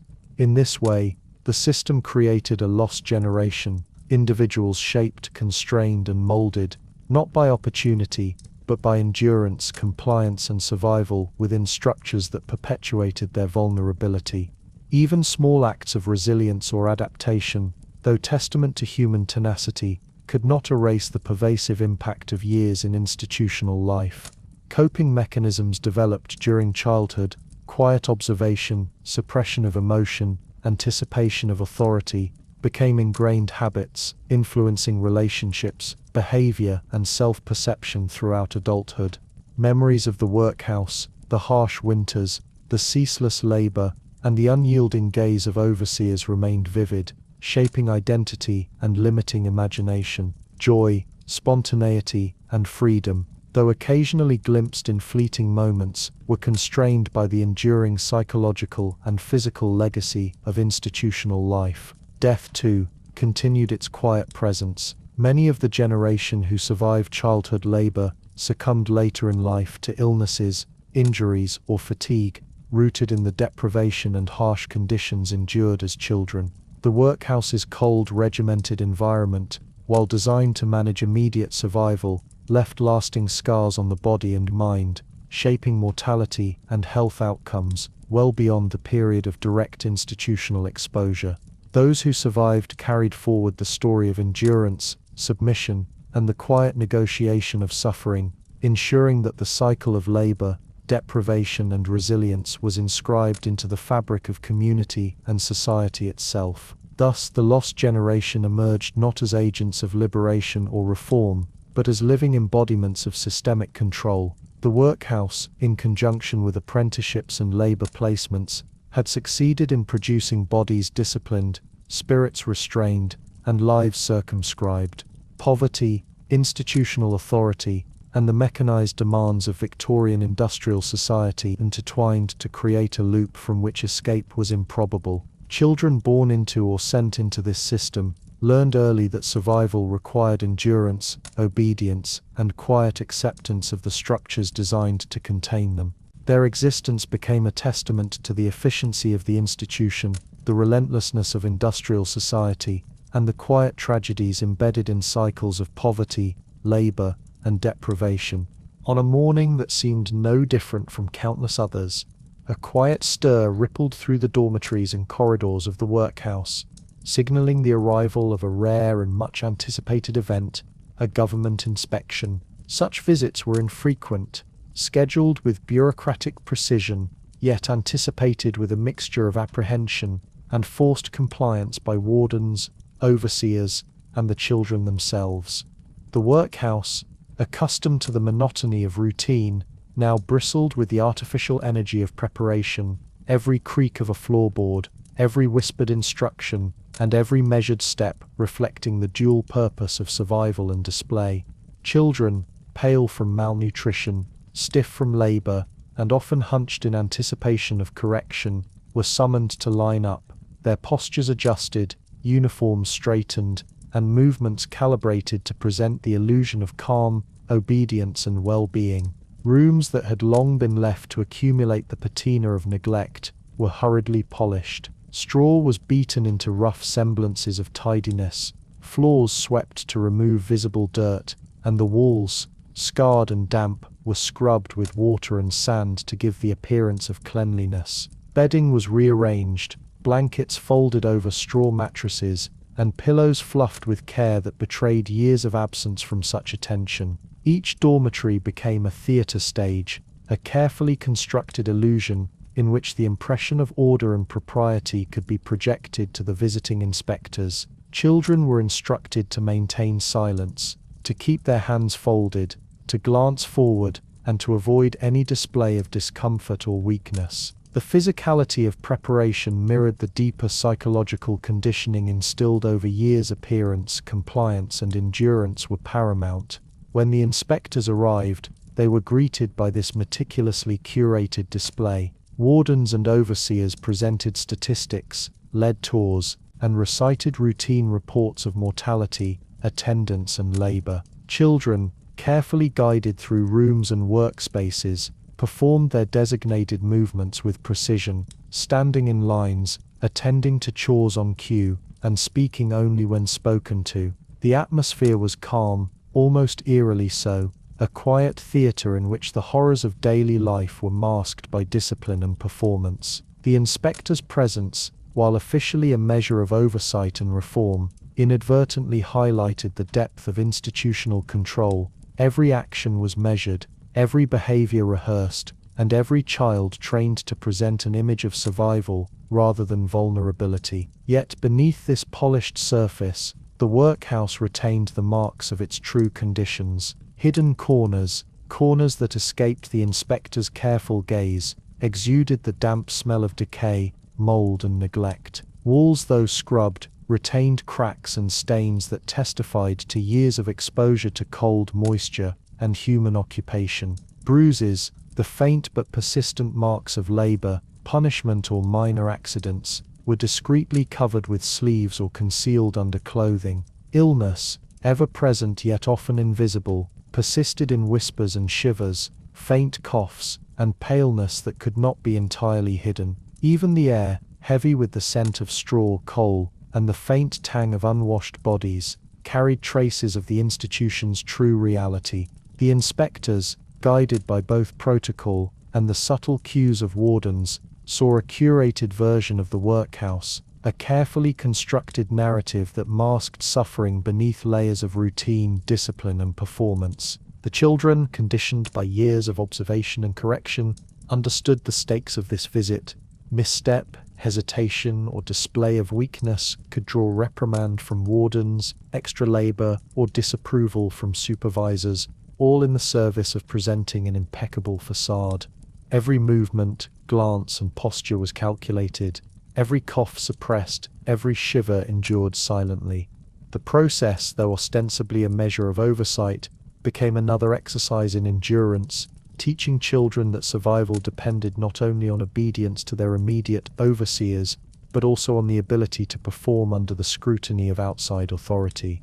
Their bodies and minds were further molded by this brief but intense demonstration of institutional control. Historical records from the era reveal the duality of these inspections.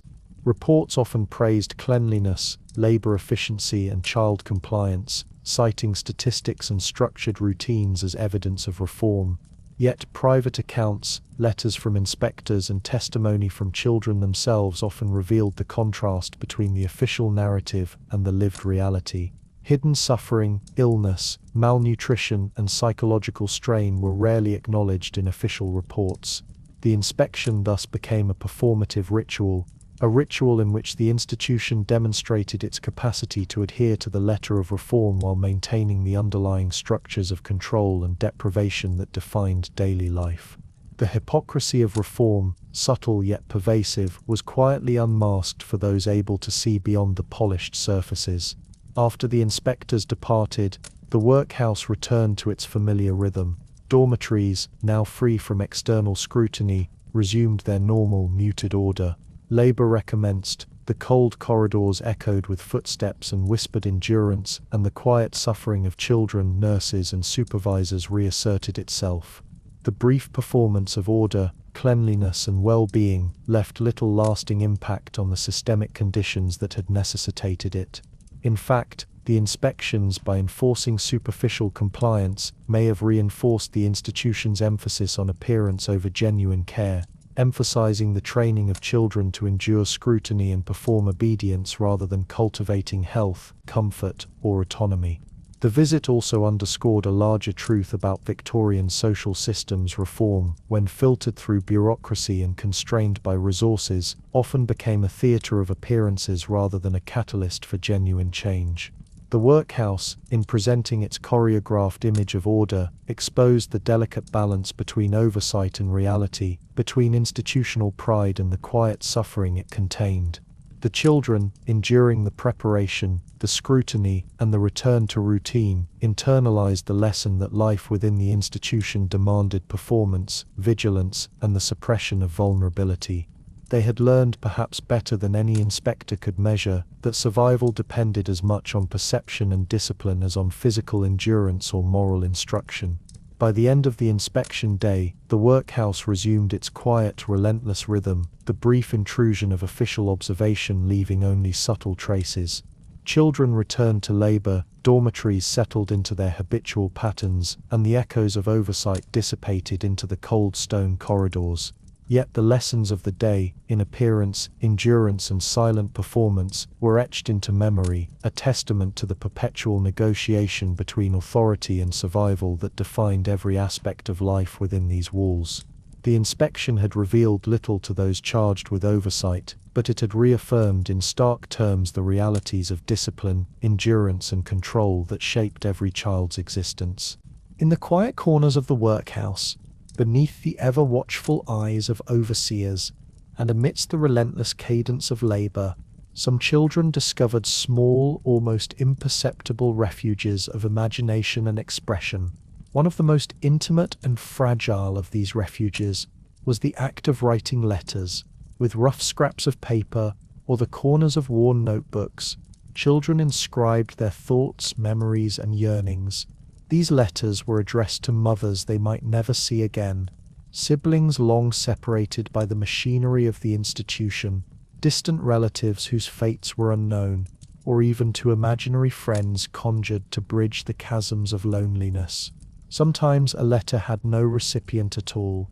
It was a private exercise in asserting existence, in translating the invisible pain, hope, or fleeting joy into words that might endure even when voices were suppressed. The act of writing itself was laden with both hope and futility. Pencils or quills were often rudimentary, ink blotting easily, paper coarse and frayed. Children labored over the formation of letters, their small, weakened hands straining to maintain neatness. Each word carried disproportionate weight, as though the act of writing could preserve their humanity against the eroding pressures of labor, cold, and hunger. Writing offered a temporary reclamation of control. The child chose the words, the order, and the intent, even when the world outside the page offered none. Yet the very system that allowed this small expression also ensured its erasure. Most letters were never delivered, never read, and often confiscated as unauthorized objects, their existence quietly obliterated. In this way, the written word became both solace and silent tragedy, a testament to imagination constrained by circumstance. These letters were often intensely personal. A child might recount a fleeting memory of warmth, a mother's touch, the taste of a stolen slice of bread, the laughter of a sibling, attempting to capture it before it dissolved under the harshness of institutional life. Others were written as appeals, prayers for rescue, or silent accusations directed at the circumstances that had stolen childhood. Imaginary correspondence provided a canvas for longing. Conversations, dialogues, or shared secrets, imagined as lifelines connecting the child to a world beyond stone walls and iron gates. In their letters, children created companions capable of understanding sorrow, sharing hope, or validating their endurance, even when no one beyond the workhouse could respond. The slow, deliberate act of letter writing was also a meditation, a temporal buffer against the erosion of identity. Within the rigid schedules, the constant surveillance, and the numbing repetition of labor, the letters became islands of thought and introspection. A child could pause, focus inward, and construct an intimate narrative in which they remained a person of feeling, memory, and reflection, rather than merely a cog in a relentless system. These brief moments of autonomy, though fragile, were acts of quiet resistance. The assertion that the inner life could not be entirely contained, measured, or disciplined. In the strokes of pencil and the arrangement of words, they carved out a private space, however precarious, to maintain the awareness of self and the persistence of hope. Yet the futility of the letters underscored the larger tragedy of life within the workhouse. Most were never sent, never read, never preserved beyond the moment of their creation. Some were discovered by wardens or overseers, who deemed them frivolous, unauthorized, or potentially subversive, and they were confiscated, burned, or discarded. Others were left hidden in pockets, under mattress straw, or within the folds of clothing, surviving only as temporary affirmations of existence. The knowledge that these efforts might never reach another human being could have crushed a child's spirit, yet for many, the act itself remained vital, a ritual of continuity, an assertion that life, thought, and imagination endured even under conditions designed to suppress them. In these letters, the children revealed the quiet, slow-moving despair that underpinned daily existence. They wrote of hunger, cold, fear, and loneliness with a clarity that formal records could never capture. They also wrote of fleeting joys, the sight of sunlight through barred windows, the brief comfort of huddling with another child for warmth, the satisfaction of mastering a small task. In this sense, the letters functioned as a parallel record to the official ledgers of attendance, labor, and mortality, preserving the inner life of those whom the institution treated as statistics.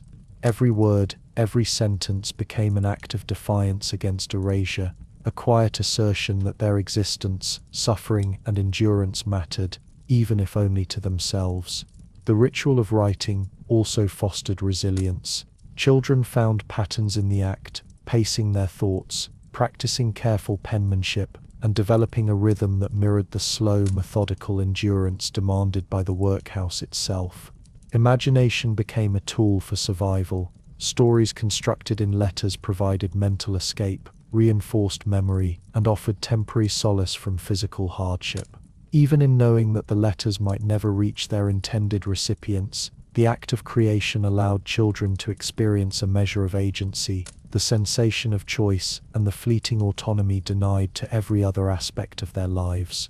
The loneliness that prompted these letters was a constant companion, threading through the dormitories, corridors, and workrooms of the workhouse. Children, separated from families, siblings, and community, navigated spaces designed to enforce isolation and discipline.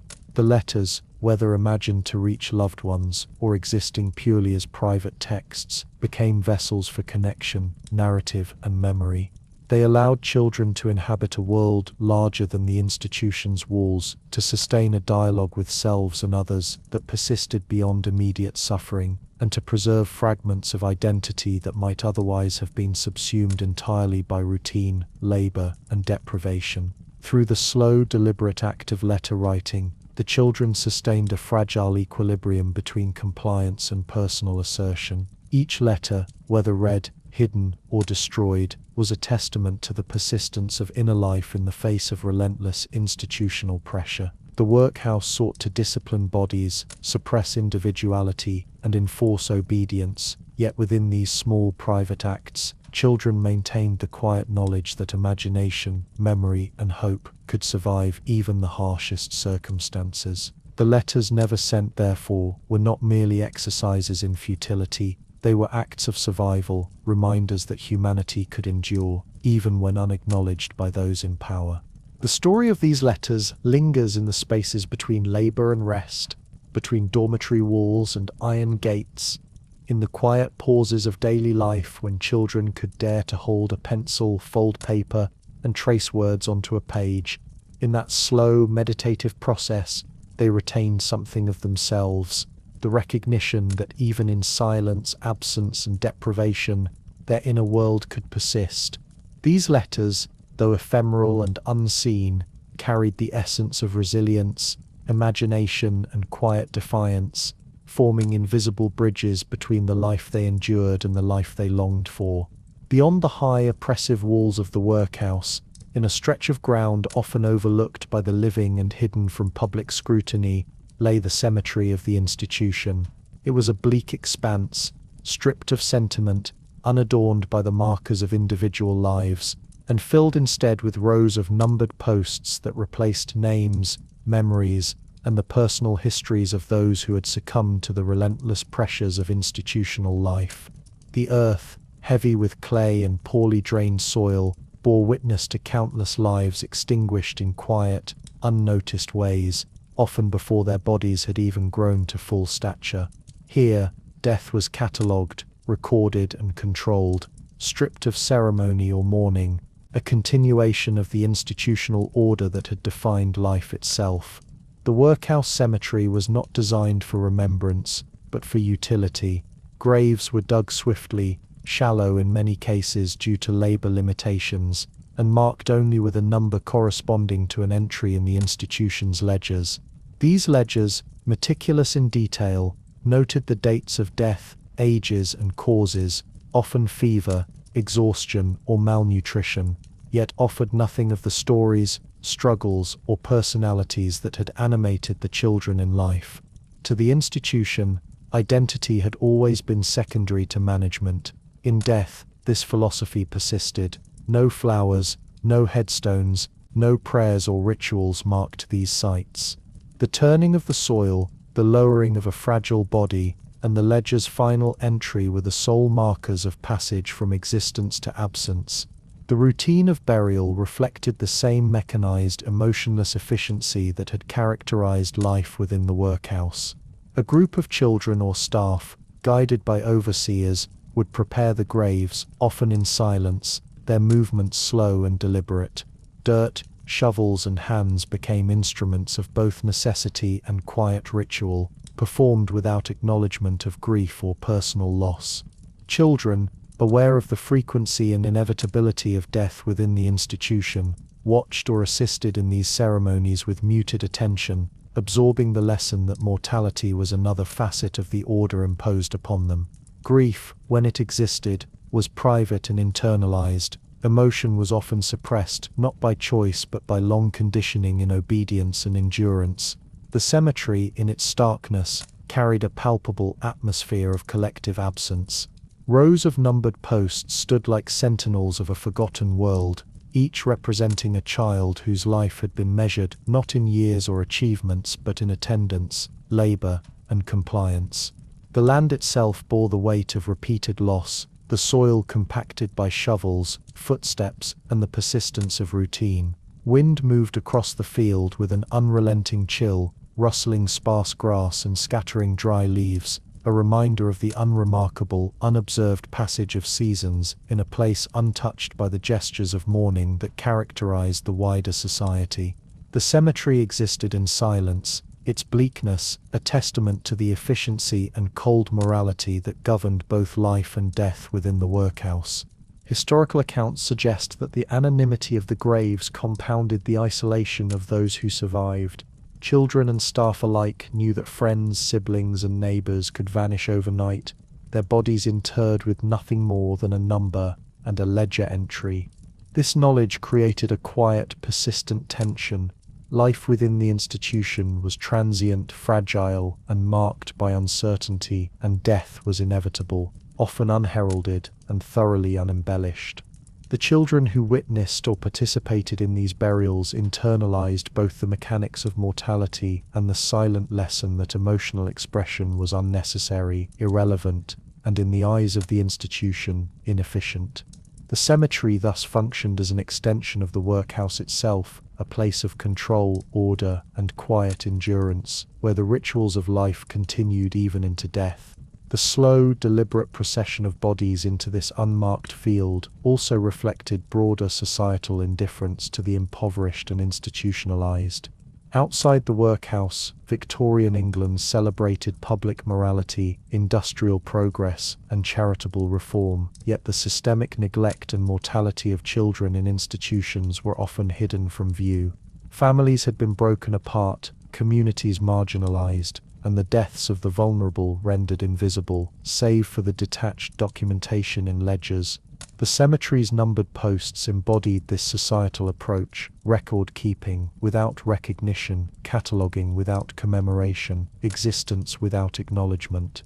In this way, the institution mirrored, magnified, and perpetuated broader cultural indifference to the most vulnerable members of society. The psychological impact of the unmarked graves on the children still living was profound. Witnessing repeated burials, knowing that friends or siblings could vanish into silence at any moment, instilled both a familiarity with death and a cautious detachment from attachment. Bonds, though sometimes formed, were tempered by an awareness that loss was constant, inevitable, and indifferent to feeling. This cultivated a quiet, somber endurance, a form of resilience rooted in the acceptance of mortality as routine rather than tragic.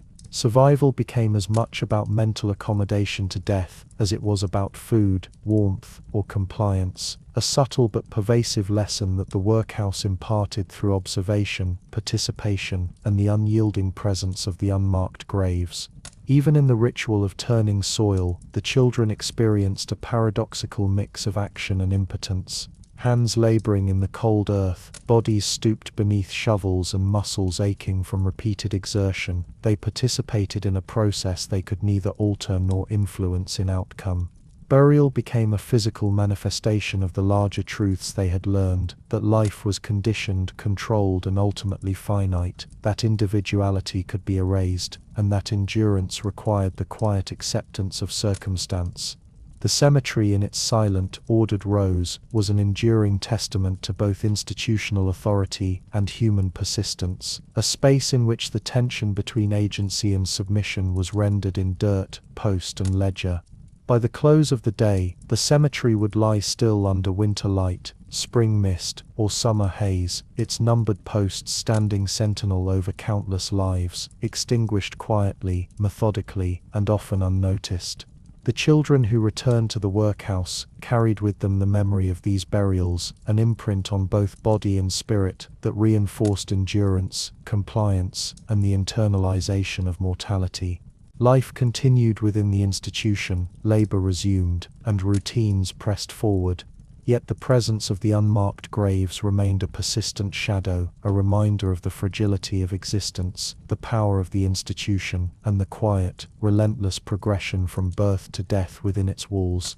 Beyond the cold stone walls of the workhouse, where the rhythm of labor, obedience, and silent endurance dominated every hour of the day, another world began to stir with voices that could pierce the dense fog of institutional control.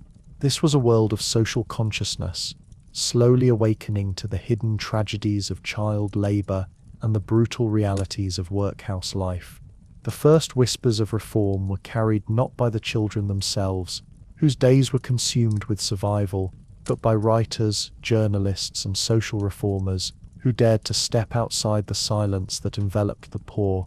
Their words, published in pamphlets, newspapers, and books, became a bridge between the unseen suffering within the workhouses and the wider public, illuminating corners of society that many preferred to ignore. Among the earliest and most influential of these voices was Charles Dickens, whose novels, serialized stories, and essays offered vivid depictions of poverty, exploitation, and the oppressive structures of industrial and institutional life. Dickens's narratives often blurred the line between fiction and reportage, using the power of storytelling to evoke empathy and outrage in a readership that might otherwise have remained indifferent. His portrayals of orphaned, exploited, and laboring children were grounded in careful observation, research, and personal experience, drawing attention to the human cost of industrial progress and the systematic failures of social policy. Through his works, the public could perceive the grim realities of workhouse corridors, factory floors, and apprenticeship schemes, and begin to understand that the policies intended to manage poverty were often compounding suffering rather than alleviating it. Simultaneously, reformers such as Lord Shaftesbury took up the cause in the halls of government and society, advocating for legislative change, oversight, and the protection of children. Through speeches, reports, and committee work, these reformers presented evidence of abuse, neglect, and systemic failure, seeking to translate public conscience into tangible action. Parliamentary debates, often slow and weighted with bureaucracy, became forums in which the realities of the workhouse were scrutinized, challenged, and contested. Figures like Shaftesbury meticulously documented mortality rates, labor hours, conditions of dormitories, and the pervasive neglect of children, framing their arguments in the language of morality, progress, and human rights, a language designed to resonate with legislators, industrialists, and citizens alike. The dissemination of these accounts relied heavily on the press and printed pamphlets, which were the primary means of shaping public opinion in Victorian England. Newspapers printed detailed exposés, personal testimonies, and investigative reports that brought readers face to face with realities far removed from their own middle-class experiences. These accounts described dormitories cold and drafty, labor that exhausted children physically and mentally, and the bureaucratic indifference that permitted suffering to continue. Pamphlets circulated in cities, towns, and villages, reaching audiences that spanned the social spectrum. They carried not only facts but also appeals to empathy, urging readers to recognize the humanity of children who had been rendered invisible by institutional neglect. The careful combination of storytelling, statistics, and moral argument sought to provoke outrage and foster a demand for change. The process of reform was neither immediate nor absolute. Even as awareness spread, entrenched social attitudes and economic interests resisted change. Industrialists depended on cheap child labor, parish authorities feared the cost of more humane treatment, and the inertia of bureaucracy slowed legislative response. Yet the whispers of reform persisted, growing in volume and coherence over time. Public meetings, petitions, and parliamentary committees began to exert pressure, demanding accountability and oversight. Even in the face of slow progress, the visibility of these issues marked a profound shift. The silent endurance of children within workhouses was no longer entirely invisible. Their suffering had entered the consciousness of a society increasingly capable of moral reflection and action. These movements also intersected with broader social transformations. The Industrial Revolution had reshaped cities, work, and society itself, creating conditions of rapid urbanization, labor specialization, and stark inequalities. Reformers recognized that the plight of workhouse children was not isolated but intertwined with these larger economic and social shifts. By framing their critiques within the context of industrial progress, moral responsibility, and the potential for societal improvement, they appealed both to conscience and to the pragmatic interests of governance. They highlighted that neglect, exploitation, and inefficiency carried costs not only in human suffering, but also in social stability, economic productivity, and the moral fabric of the nation. For the children themselves, however, these whispers of reform were largely imperceptible. Their days remained consumed by labor, hunger, cold, and the slow, oppressive rhythm of institutional control. Letters, imaginative acts, and minor resistances continued to offer fleeting moments of autonomy, yet the broader world of reform existed as a distant, abstract presence. Only occasionally did these external pressures translate into small tangible changes, marginal improvements in food, slightly better heating, or reduced working hours in specific institutions. Even these were often uneven, temporary, or symbolic, insufficient to transform the core experience of life under institutional authority. Nevertheless, the seeds of awareness and advocacy planted by writers, reformers, and journalists marked a crucial inflection point in history, the first signs that societal conscience could pierce the veil of neglect and provoke the possibility of change. Slowly, over years and decades, these efforts accumulated. Reports, letters, and publications documented patterns of mortality, abuse, and neglect that could no longer be dismissed. Public attention shifted from curiosity to moral concern, and questions about the legitimacy, efficacy, and humanity of the workhouse system entered political debate. The narrative of the workhouse, once confined to its walls and invisible to society, began to take shape in public consciousness, a story of endurance, suffering, and systemic failure that demanded recognition. The children who labored silently within its corridors became, indirectly, the subjects of a wider moral reckoning, their lives and deaths compelling society to confront the consequences of institutional neglect. Through this slow, persistent accumulation of evidence, advocacy, and literature, the quiet suffering of children began to resonate beyond the immediate institution. The workhouse, which had long functioned as a closed system of control, became increasingly exposed to scrutiny, and its practices could be evaluated, criticized, and over time reformed. The whispers of reform, initially faint and tentative, coalesced into a chorus of moral and civic concern, forcing society to reconcile the stark realities of institutional life with the ideals of compassion, responsibility, and justice. Though change was incremental and often incomplete, the emergence of this consciousness marked a pivotal moment in the broader trajectory of social history, signaling that even the most entrenched systems of control could, under persistent pressure, be called into question.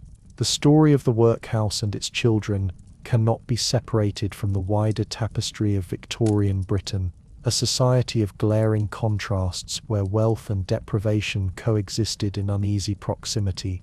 As the slow march of industrial progress reshaped the cities and countrysides, it created a mirrored reflection of human achievement and human cost. On one hand, grand townhouses rose in meticulously planned streets, their windows gleaming with candlelight or the flicker of early gas lamps, filled with families who dined on rich fare, wore fine clothing, and moved in leisurely rhythms dictated by comfort rather than necessity. On the other hand, just streets away, or along canals choked with coal dust, children toiled in factories, mines, and workhouses, their bodies bending to labor, their faces pale with hunger, and their spirits constrained by rules, routine, and the institutional hierarchy designed to enforce obedience. The contrast was stark, and yet, in the subtle machinery of society, one nourished the other. Opulence was often sustained by the exploitation and neglect of the vulnerable, and progress was measured against the silent suffering of those invisible to polite society. Within this juxtaposition, the workhouse itself became both a symbol and a mirror of societal priorities. It represented the structured, bureaucratic rationality that governed Victorian life, efficient on paper, morally justified by legislation, yet cold, impersonal, and indifferent to individual suffering. Meanwhile, the luxurious drawing rooms of the affluent, adorned with polished wood, fine fabrics, and glimmering chandeliers, relied indirectly upon the labor and endurance of those living in stark deprivation.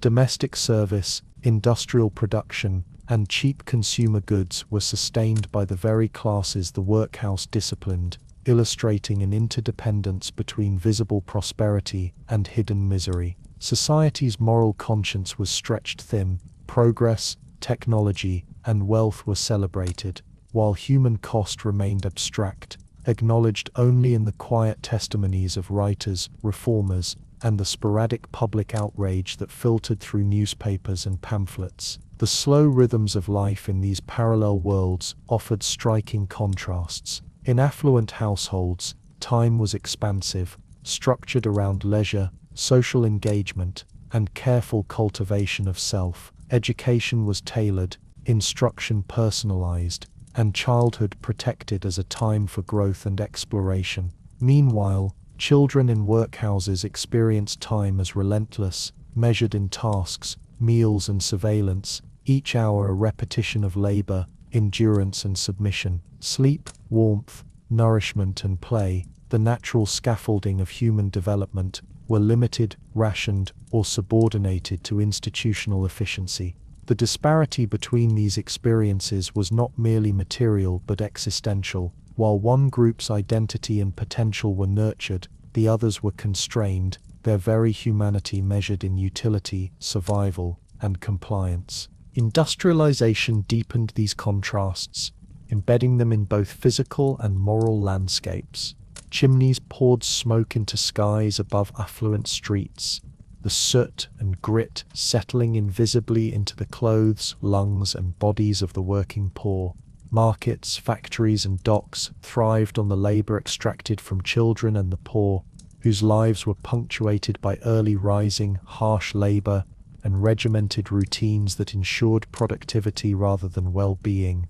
Meanwhile, the elites measured their advancement through accumulation, culture, and taste, rarely confronting the direct impact of their prosperity on those whose suffering underpinned it. In this sense, the workhouse and industrial labor were not aberrations but integral reflections of society itself, institutions through which the mechanisms of wealth, control, and moral calculation were made tangible, precise, for the most part invisible to the beneficiaries of opulence. The psychological and cultural implications of this mirror were profound. Children raised within workhouses absorbed the knowledge that their labor, endurance, and suffering were essential yet unrecognized contributions to a world that rewarded others' comfort and refinement. They witnessed through subtle cues, the clothing of passers-by, the food carts lining streets, the houses glimpsed in brief moments between labor tasks, that prosperity existed, yet remained perpetually beyond their grasp. This awareness reinforced both a sense of subjugation and the necessity of survival. Ambition, hope, and imagination were tempered by the stark realization of systemic inequality, a slow, internalized lesson in social stratification, moral neglect, and the limits of personal agency. Literature and public commentary of the era slowly began to articulate these contrasts, holding up the workhouse as a lens through which the moral dimensions of Victorian society could be examined. Writers like Charles Dickens, social reformers, and investigative journalists highlighted not merely the conditions within institutional walls but the broader societal structures that permitted, encouraged, and even depended upon such suffering. The narrative drew parallels between wealth and misery, comfort and deprivation, human ingenuity and institutional cruelty. These accounts demanded reflection. How could a society capable of technological marvels, architectural splendor, and refined culture simultaneously sustain conditions in which children labored to exhaustion, endured disease, and died unmarked in unrecorded graves? Within these contrasts, subtle connections emerged.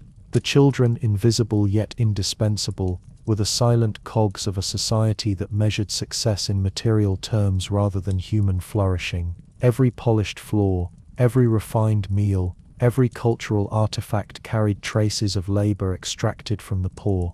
Workhouses, factories, and apprenticeships ensured that the machinery of production continued, while wealth and progress were celebrated elsewhere. In this sense, the institution's oppressive routines were both a symptom and a necessity of broader social patterns, a reflection of moral compromises, economic expedience, and societal indifference encoded in the very structures that maintained inequality. Yet within this mirrored world, there remained room for tension and reflection. The juxtaposition of affluence and deprivation, opulence and suffering, progress and moral decay, forced those who observed carefully to question the legitimacy of systemic structures. reformers, writers, and segments of the public began to probe the ethical dimensions of industrialization and institutional control. They posed fundamental questions: could society celebrate progress while permitting the endurance of silent suffering? Could wealth exist without the acknowledgement of its human cost? And perhaps most profoundly, could the lessons of the workhouse illuminate pathways toward a more humane, just, and reflective social order? In the slow rhythm of daily life, however, the children within the workhouse remained largely unaffected by these larger reflections. Their lives continued in the familiar cadence of labor, surveillance, hunger, and endurance. Yet, indirectly, the shifting public consciousness represented the first fractures in the wall of invisibility that had long protected and perpetuated their suffering. The mirror of society was imperfect but persistent. It reflected not only opulence and power, but also cruelty, neglect, and moral compromise. It offered the possibility, however distant and gradual, that the lived realities of the institution might eventually resonate beyond its walls, compelling acknowledgement, empathy, and over time, transformation. Amid the relentless routines, the cold discipline, and the shadow of mortality that pervaded every corner of the workhouse, a subtle, almost imperceptible form of rebellion emerged. It was not loud, it was not dramatic, and it was certainly not sanctioned by any institution, yet it was profoundly human, a quiet assertion of autonomy, connection, and compassion in the midst of dehumanization. These gentle acts were the children's own slow, deliberate negotiations with a system that sought to strip them of identity, agency, and emotional expression. Each small deviation from prescribed obedience, a whispered word, a shared morsel, a fleeting gesture of care, became a defiance as potent in its own quiet way as the loudest protest in the streets beyond the walls. One of the most common and intimate forms of this gentle rebellion was the sharing of food. Meals in the workhouse were sparse, often monotonous, and rarely sufficient to sustain growing bodies. Children learned to ration, to endure hunger, and to suppress the instinctive claim to the meager provisions offered. Yet, even in scarcity, small acts of generosity appeared, a crust of bread or a thin slice of cheese, smuggled from one dormitory to another, passed hand to hand with silent understanding. These exchanges, though seemingly trivial, were laden with significance.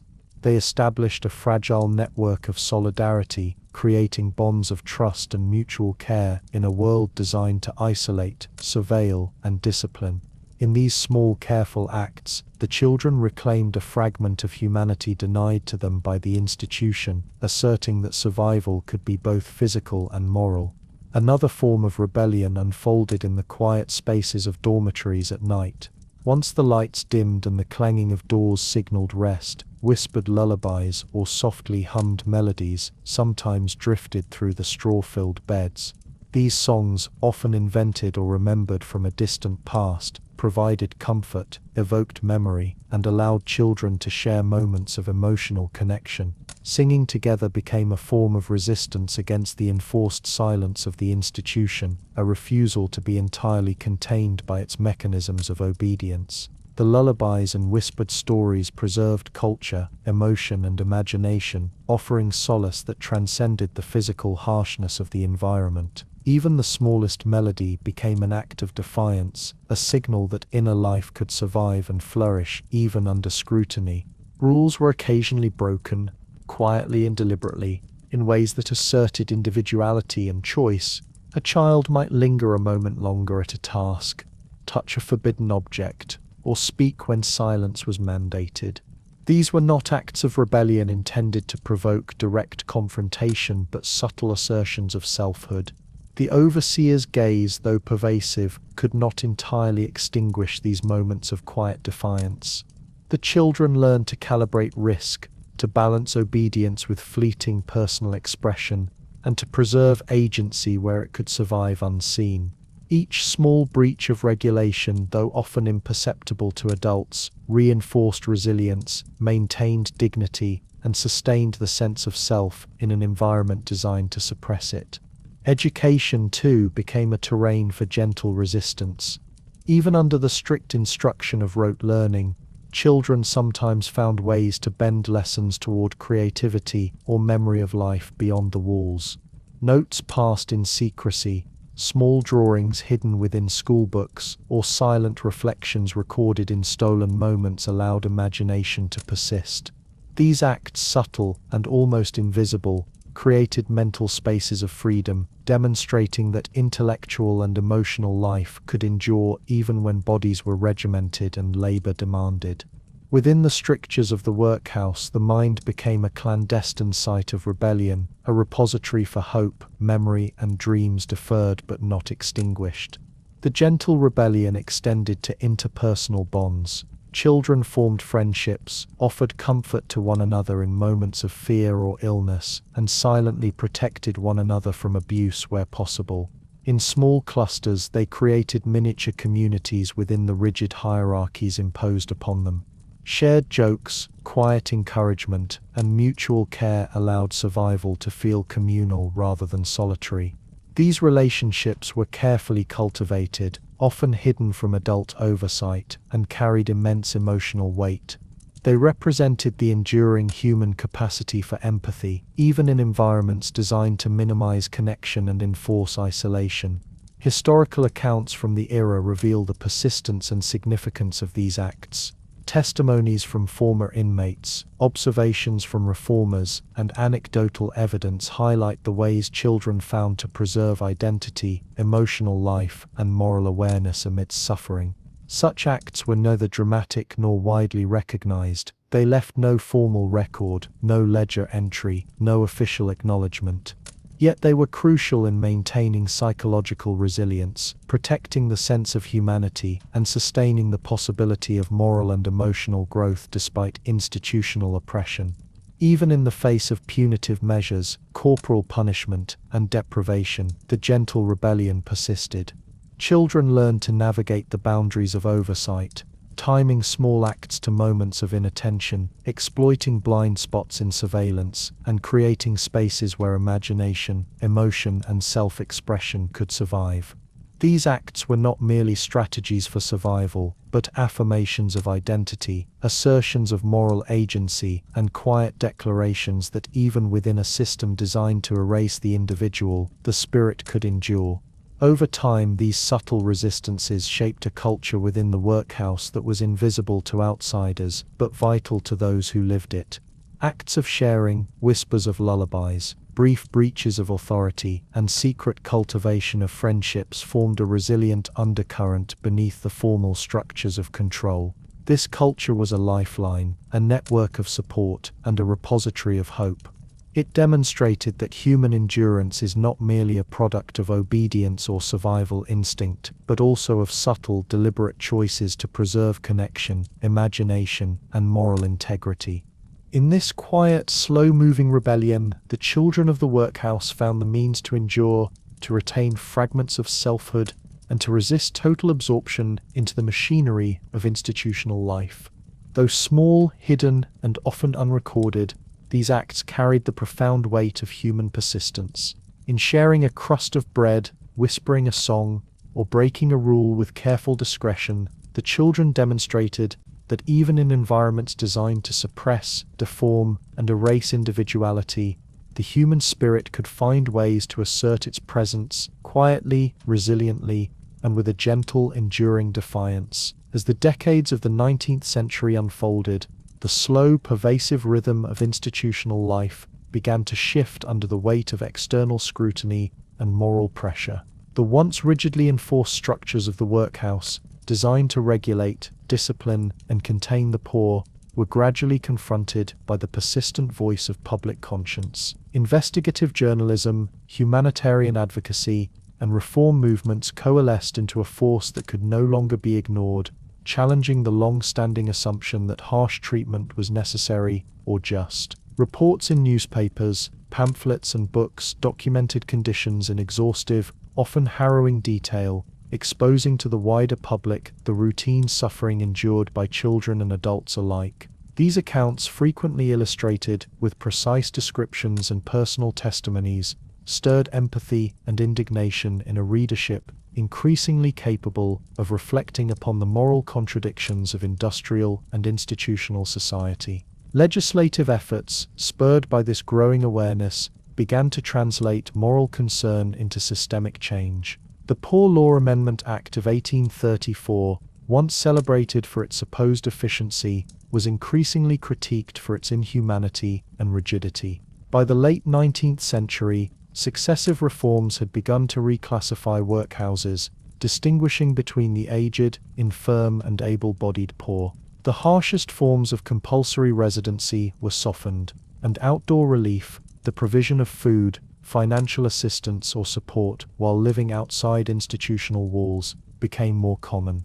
For children, this gradually meant shorter stays in the most oppressive conditions, the possibility of apprenticeship with oversight rather than confinement, and over time, improvements in education and health provisions within institutions. These changes, while modest in the scope of human suffering, represented the first perceptible loosening of the iron grip of the workhouse on the lives of the vulnerable. The tone of institutional life, slow, oppressive, and weighted with despair for decades, began to shift subtly. Life did not immediately become joyous, nor did hardship vanish entirely. Hunger, disease, and labor remained present realities, and the physical and psychological scars of years spent in harsh conditions continued to mark the children and families who endured them. Yet, like the first light of dawn after a long night, there was a perceptible easing. The fog of institutional cruelty began to thin, and spaces for relief, comfort, and hope slowly emerged. Children had greater access to education designed to foster skill rather than submission. Dormitories and meals were marginally improved, and oversight increasingly emphasized health and safety rather than punishment alone. In these incremental changes, the workhouse transformed from a rigid moral prison into a more nuanced social institution, balancing oversight with limited care and compassion. The reform process was neither uniform nor immediate, and progress often depended on the vigilance of journalists, reformers, and sympathetic officials. Investigative exposés frequently revealed persistent neglect, underscoring the difficulty of translating legislation into lived experience. Mortality rates remained a concern, overcrowding persisted, and the tension between economy and humane treatment continued to influence policy decisions. Nevertheless, the growing visibility of these issues ensured that complete institutional indifference could no longer endure without challenge. Each report, each debate in Parliament, each pamphlet published by reformers contributed to a slow recalibration of societal expectations, creating the conditions for systemic change over time. Children and families within workhouses began to perceive these shifts in subtle but meaningful ways. Access to slightly improved food, a reduction in the most severe punishments, or the chance to participate in supervised labor outside institutional walls allowed for incremental relief in daily life. These changes, though modest, were psychologically significant. They created moments in which endurance was accompanied by small possibilities for dignity, autonomy, and human connection. Even the most minimal improvements were felt acutely, offering reassurance that society, at least partially, acknowledged the humanity of those it had long treated as numbers, laborers, or moral objects, rather than individuals. The slow lightening of institutional conditions also reflected broader transformations in social consciousness.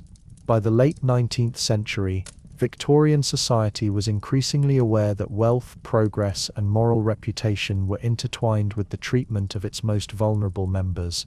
The juxtaposition of affluence and deprivation, once largely unquestioned, became the subject of moral scrutiny, artistic reflection, and legislative inquiry.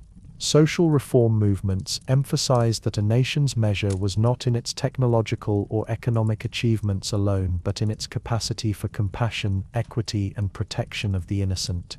In this emerging perspective, the workhouse became a focal point for debates about morality, efficiency, and justice, offering society the opportunity to align institutional practice with evolving ethical standards.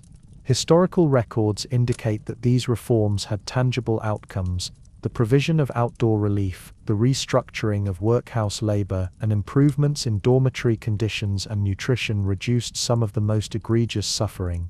education became increasingly available and less solely focused on instilling obedience. Medical oversight and hygiene measures were introduced to counter the endemic spread of disease. While these interventions could not erase the trauma endured by previous generations, they marked a turning point in the institutional culture of the workhouse and a recognition that human life could not be subordinated entirely to regulation, moral deterrence, or economic calculation. Yet even in this period of cautious improvement, the shadow of past neglect lingered. The memories of cold dormitories, unmarked graves, hunger, and harsh labor remained imprinted in the minds and bodies of those who had endured them. Survivors carried these legacies into adulthood, shaping their relationships, their perspectives, and their expectations of society. In this sense, reform was not simply an institutional adjustment, but also an ongoing process of reconciliation between society and its vulnerable members, between the memory of suffering and the promise of future care, and between the demands of efficiency and the imperatives of compassion. In the slow unfolding of the late 19th century, the workhouse thus became a site of transformation. The relentless machinery of discipline began to yield, incrementally, to oversight, moral reflection, and human concern. The fog that had long obscured the suffering of the poor and the imprisoned slowly lifted, revealing a landscape in which endurance and survival could coexist, however precariously, with possibility, care, and incremental relief. The dawn of reform, while never fully erasing the shadows of history, offered a tempered light, a recognition that human systems, though flawed, could be held to account, adjusted, and made more humane, even after decades of cruelty. By the early decades of the 20th century, the once pervasive network of workhouses that had dominated the landscape of Victorian and Edwardian Britain began to close, one after another, leaving behind structures that were both familiar and ghostly. The hollow edifices, with their iron gates, long corridors, and rows of narrow beds, stood as silent monuments to a past marked by endurance, suffering, and survival. Dust settled slowly upon floors that had once been scoured by small hands, polished under constant supervision, or worn unevenly by generations of children walking the regimented pathways from dormitory to workroom. The air, once thick with the smell of damp straw, boiled porridge, and the faint tang of institutionalized labor, became still and heavy, absorbing the memory of what had occurred within the walls, while offering no hint of vitality in the present. Corridors that had once echoed with the measured steps of disciplined children and the muted commands of overseers were now empty, silent, and cold. The long, narrow passages seemed to stretch indefinitely, their brick or stone walls absorbing the accumulated weight of memory and sorrow. The absence of human life amplified every remaining detail: the creak of floorboards under a stray animal, the whistle of wind through broken window panes, the occasional rustle of papers left behind in an abandoned office. In this emptiness, the rhythm of institutional life persisted as a ghostly echo, a slow, mournful reminder of the countless small lives that had passed through the corridors, leaving traces too subtle for contemporary eyes to discern, yet indelibly inscribed in the architecture and atmosphere of the place. Rooms once crowded with children now lay bare, the narrow beds stripped of sheets and blankets, the wooden frames warped by time and exposure. The dormitories, previously sites of exhaustion, whispering fears, and stolen moments of comfort, were now monuments to absence. Each small bed had once been a stage for quiet endurance, children curled beneath thin blankets, sharing warmth with a sibling or neighbor, holding themselves against hunger and cold, whispering songs or letters into the darkness. Now these intimate traces of life were reduced to impressions in the worn floorboards, dust, and the faint residue of human habitation. The emptiness emphasized the passage of time and the finality of institutional closure, a stark reminder that these lives, once managed and catalogued, had been transient in the eyes of the machinery that had sought to contain them. The offices and administrative spaces, where clerks recorded every detail of labor, illness, and death, remained frozen in time. Ledgers lay open on desks, yellowed and brittle with age, ink fading but still legible, chronicling the names, ages, and departures of children who had once passed through the system. In these records, history lingered in cold, bureaucratic precision, yet behind the numbers lay stories unrecorded, laughter stifled, tears shed, acts of quiet rebellion, letters never sent, and the intimate, invisible bonds formed among the children. These spaces, devoid of human presence, offered a slow, reflective encounter with the past, inviting observers to contemplate not merely the institutional structures, but the lives that had been lived, endured, and erased within them. The grounds surrounding the workhouses also bore traces of abandonment. Courtyards once filled with the measured clatter of labor, the rush of children to and from meals, and the harsh discipline of the overseers were now silent. Grass grew through cracks in flagstones, weeds climbed along walls and fences, and trees once pruned or restricted to allow for observation reached freely toward light and sky. The natural world slowly reclaimed what had been commandeered for control, creating a juxtaposition between organic resilience and the rigid human structures that had dominated life for so long. The abandonment of these grounds mirrored the social shifts occurring beyond the walls, the decline of institutionalized child labor, the rise of educational reforms, and the broader societal acknowledgement of responsibility toward the young and vulnerable. Even the physical architecture bore witness to the ghosts of the past. The austere design of workhouse buildings, intended to convey authority, order, and moral rectitude, now stood as monuments to endurance and the passage of time. Windows stripped of panes or dulled by grime offered fragmented views of the surrounding world, once the sole connection to life outside institutional walls. Staircases that had carried children from dormitories to workrooms or dining halls were worn unevenly, their steps silently testifying to the countless small footsteps that had traveled them under the unyielding rhythm of regulation and labor. Every creak, shadow, and uneven surface acted as a conduit for memory, transforming absence into a palpable, almost living presence. Perhaps the most haunting aspect of the abandoned workhouses was the lingering sense of memory in the absence of living witnesses. Where children had once whispered, cried, and shared acts of gentle rebellion, only silence now existed. Where overseers had once paced, monitoring and enforcing compliance, the quiet created an almost tangible void.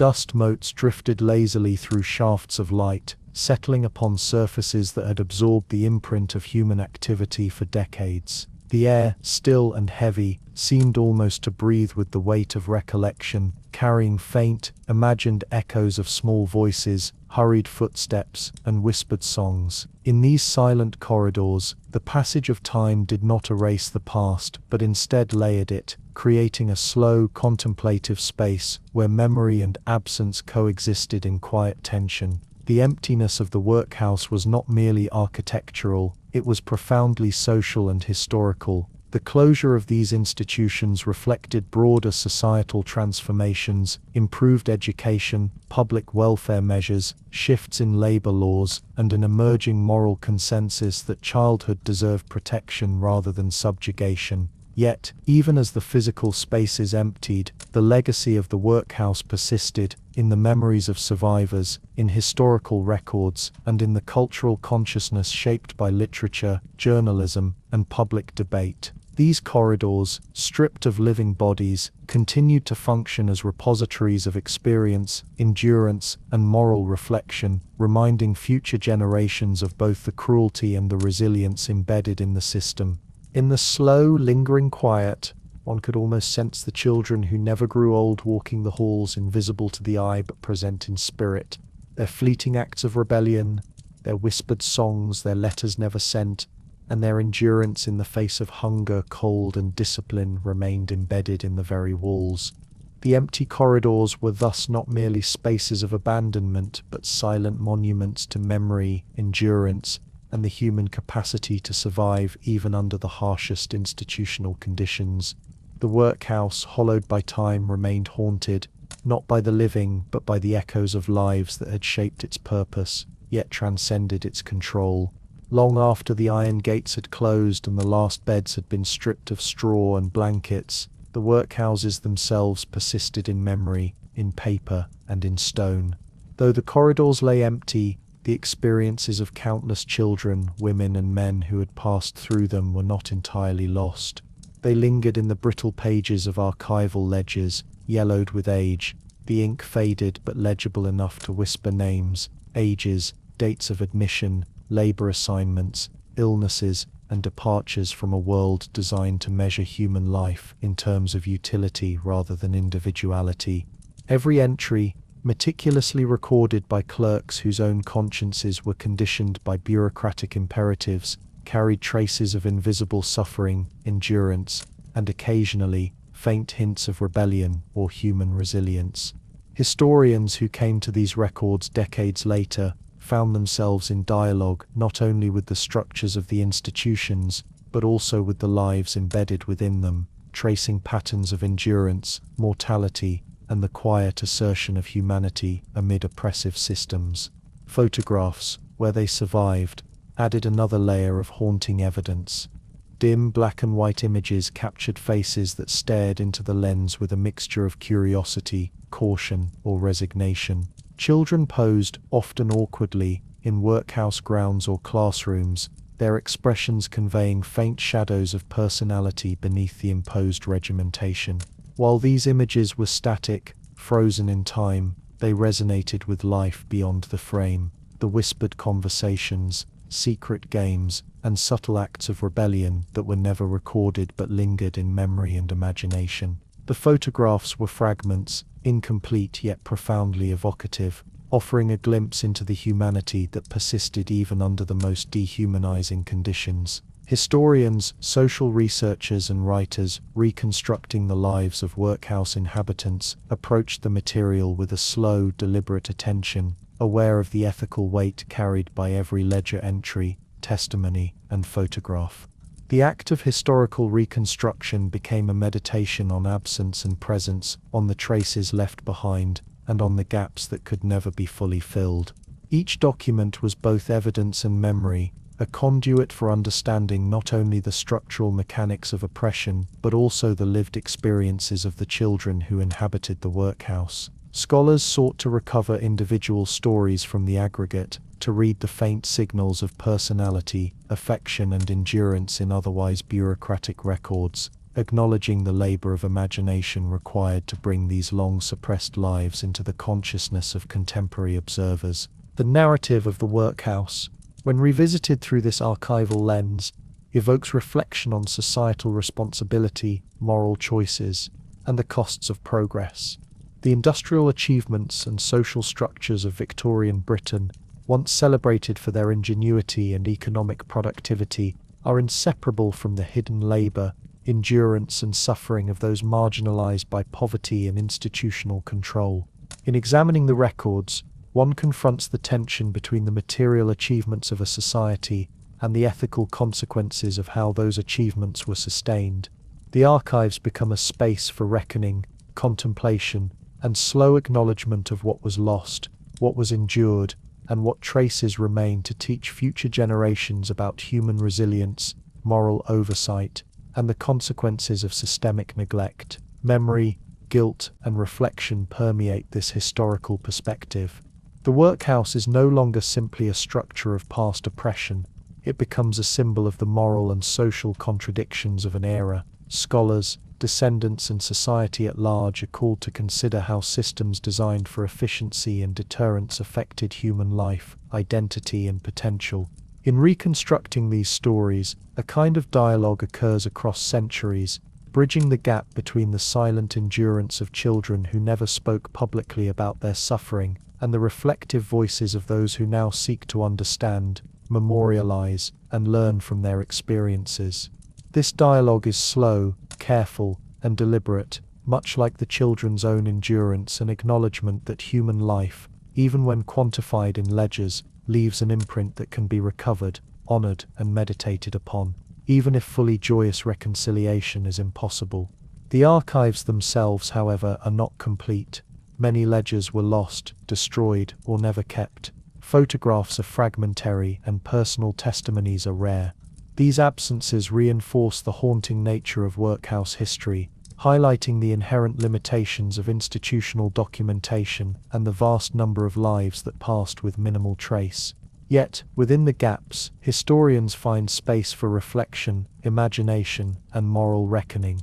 The workhouses, once instruments of dehumanization, now serve as repositories for memory, offering lessons about the consequences of policy, the resilience of the human spirit, and the ethical responsibilities of societies toward their most vulnerable members.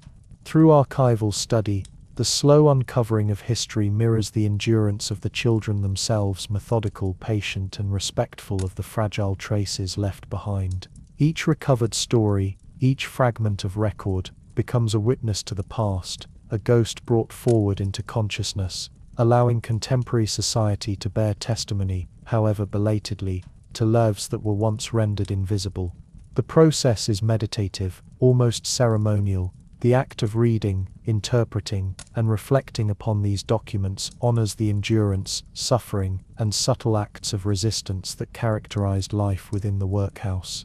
It transforms absence into presence, neglect into recognition, and historical machinery into a space for moral reflection and empathy. In this way, the ghosts of history inhabit both the records and the imagination. They invite a slow, immersive engagement with the past, demanding acknowledgement of the human cost embedded in systems designed for control and efficiency.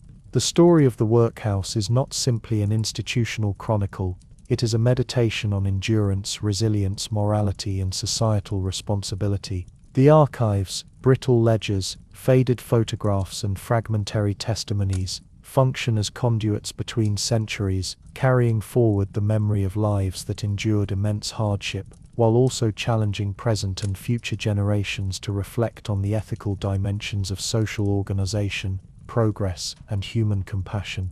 As night descends upon the abandoned workhouse, the world outside moves quietly in its ordinary rhythms, oblivious to the history enshrined within these walls. Moonlight falls unevenly across the stone and brick facades, casting long, silvered shadows down corridors that once echoed with footsteps, laughter, whispers, and cries.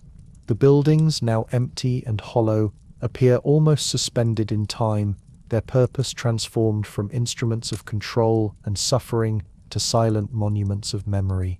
Each broken window, each warped floorboard, each shuttered dormitory is imbued with the traces of lives that endured, quietly resilient and subtly defiant, long before the halls were emptied of living bodies. The wind sighs through the gaps and cracks, carrying with it the faintest echoes of lullabies once whispered into the darkness, the faint resonance of voices that had persisted despite hunger, cold, and exhaustion. In the moonlight, the workhouse loses its former identity as a place of punishment, labor, and surveillance. The heavy atmosphere of regulation, discipline, and moral deterrence has evaporated, leaving instead a calm, reflective space where time seems to fold over itself. The silence is not oppressive, it is contemplative, slow, and almost reverent. The rooms that once confined generations of children are now empty stages where memory and imagination can roam freely, recalling, without bitterness, the endurance and humanity that persisted within them. Dust swirls in the beams of light, catching in the air like motes of memory suspended in time, each particle a testament to lives endured quietly, with subtle acts of rebellion, whispered songs, shared bread, and fragile moments of tenderness. The courtyards and surrounding grounds are equally hushed. Grass grows unchecked between paving stones, weeds curl around fences, and trees sway gently where once oversight and regimented order held them in check. The wind moves through these spaces as if breathing life back into memory itself, carrying a sense of continuity that transcends the physical decay. Where children once raced, worked, and whispered secrets in careful defiance of authority, there is now only the slow rhythm of nature reclaiming space. Yet even in this quiet reclamation, the imprint of human endurance remains, subtle, unquantifiable, and profoundly moving. This final meditation recognizes the dual nature of the workhouse, both a site of suffering and a repository of human resilience. The cruelty that defined the institution cannot be erased, nor should it be forgotten.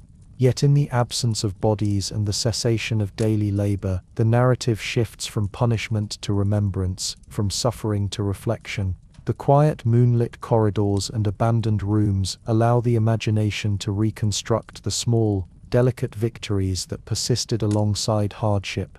Children sharing a stolen crust of bread, whispering lullabies to each other, breaking minor rules as acts of moral assertion, and nurturing fragile communities of care amidst enforced isolation. These enduring gestures transform the workhouse from a site of oppression into a symbol of subtle humanity, of survival against imposed erasure.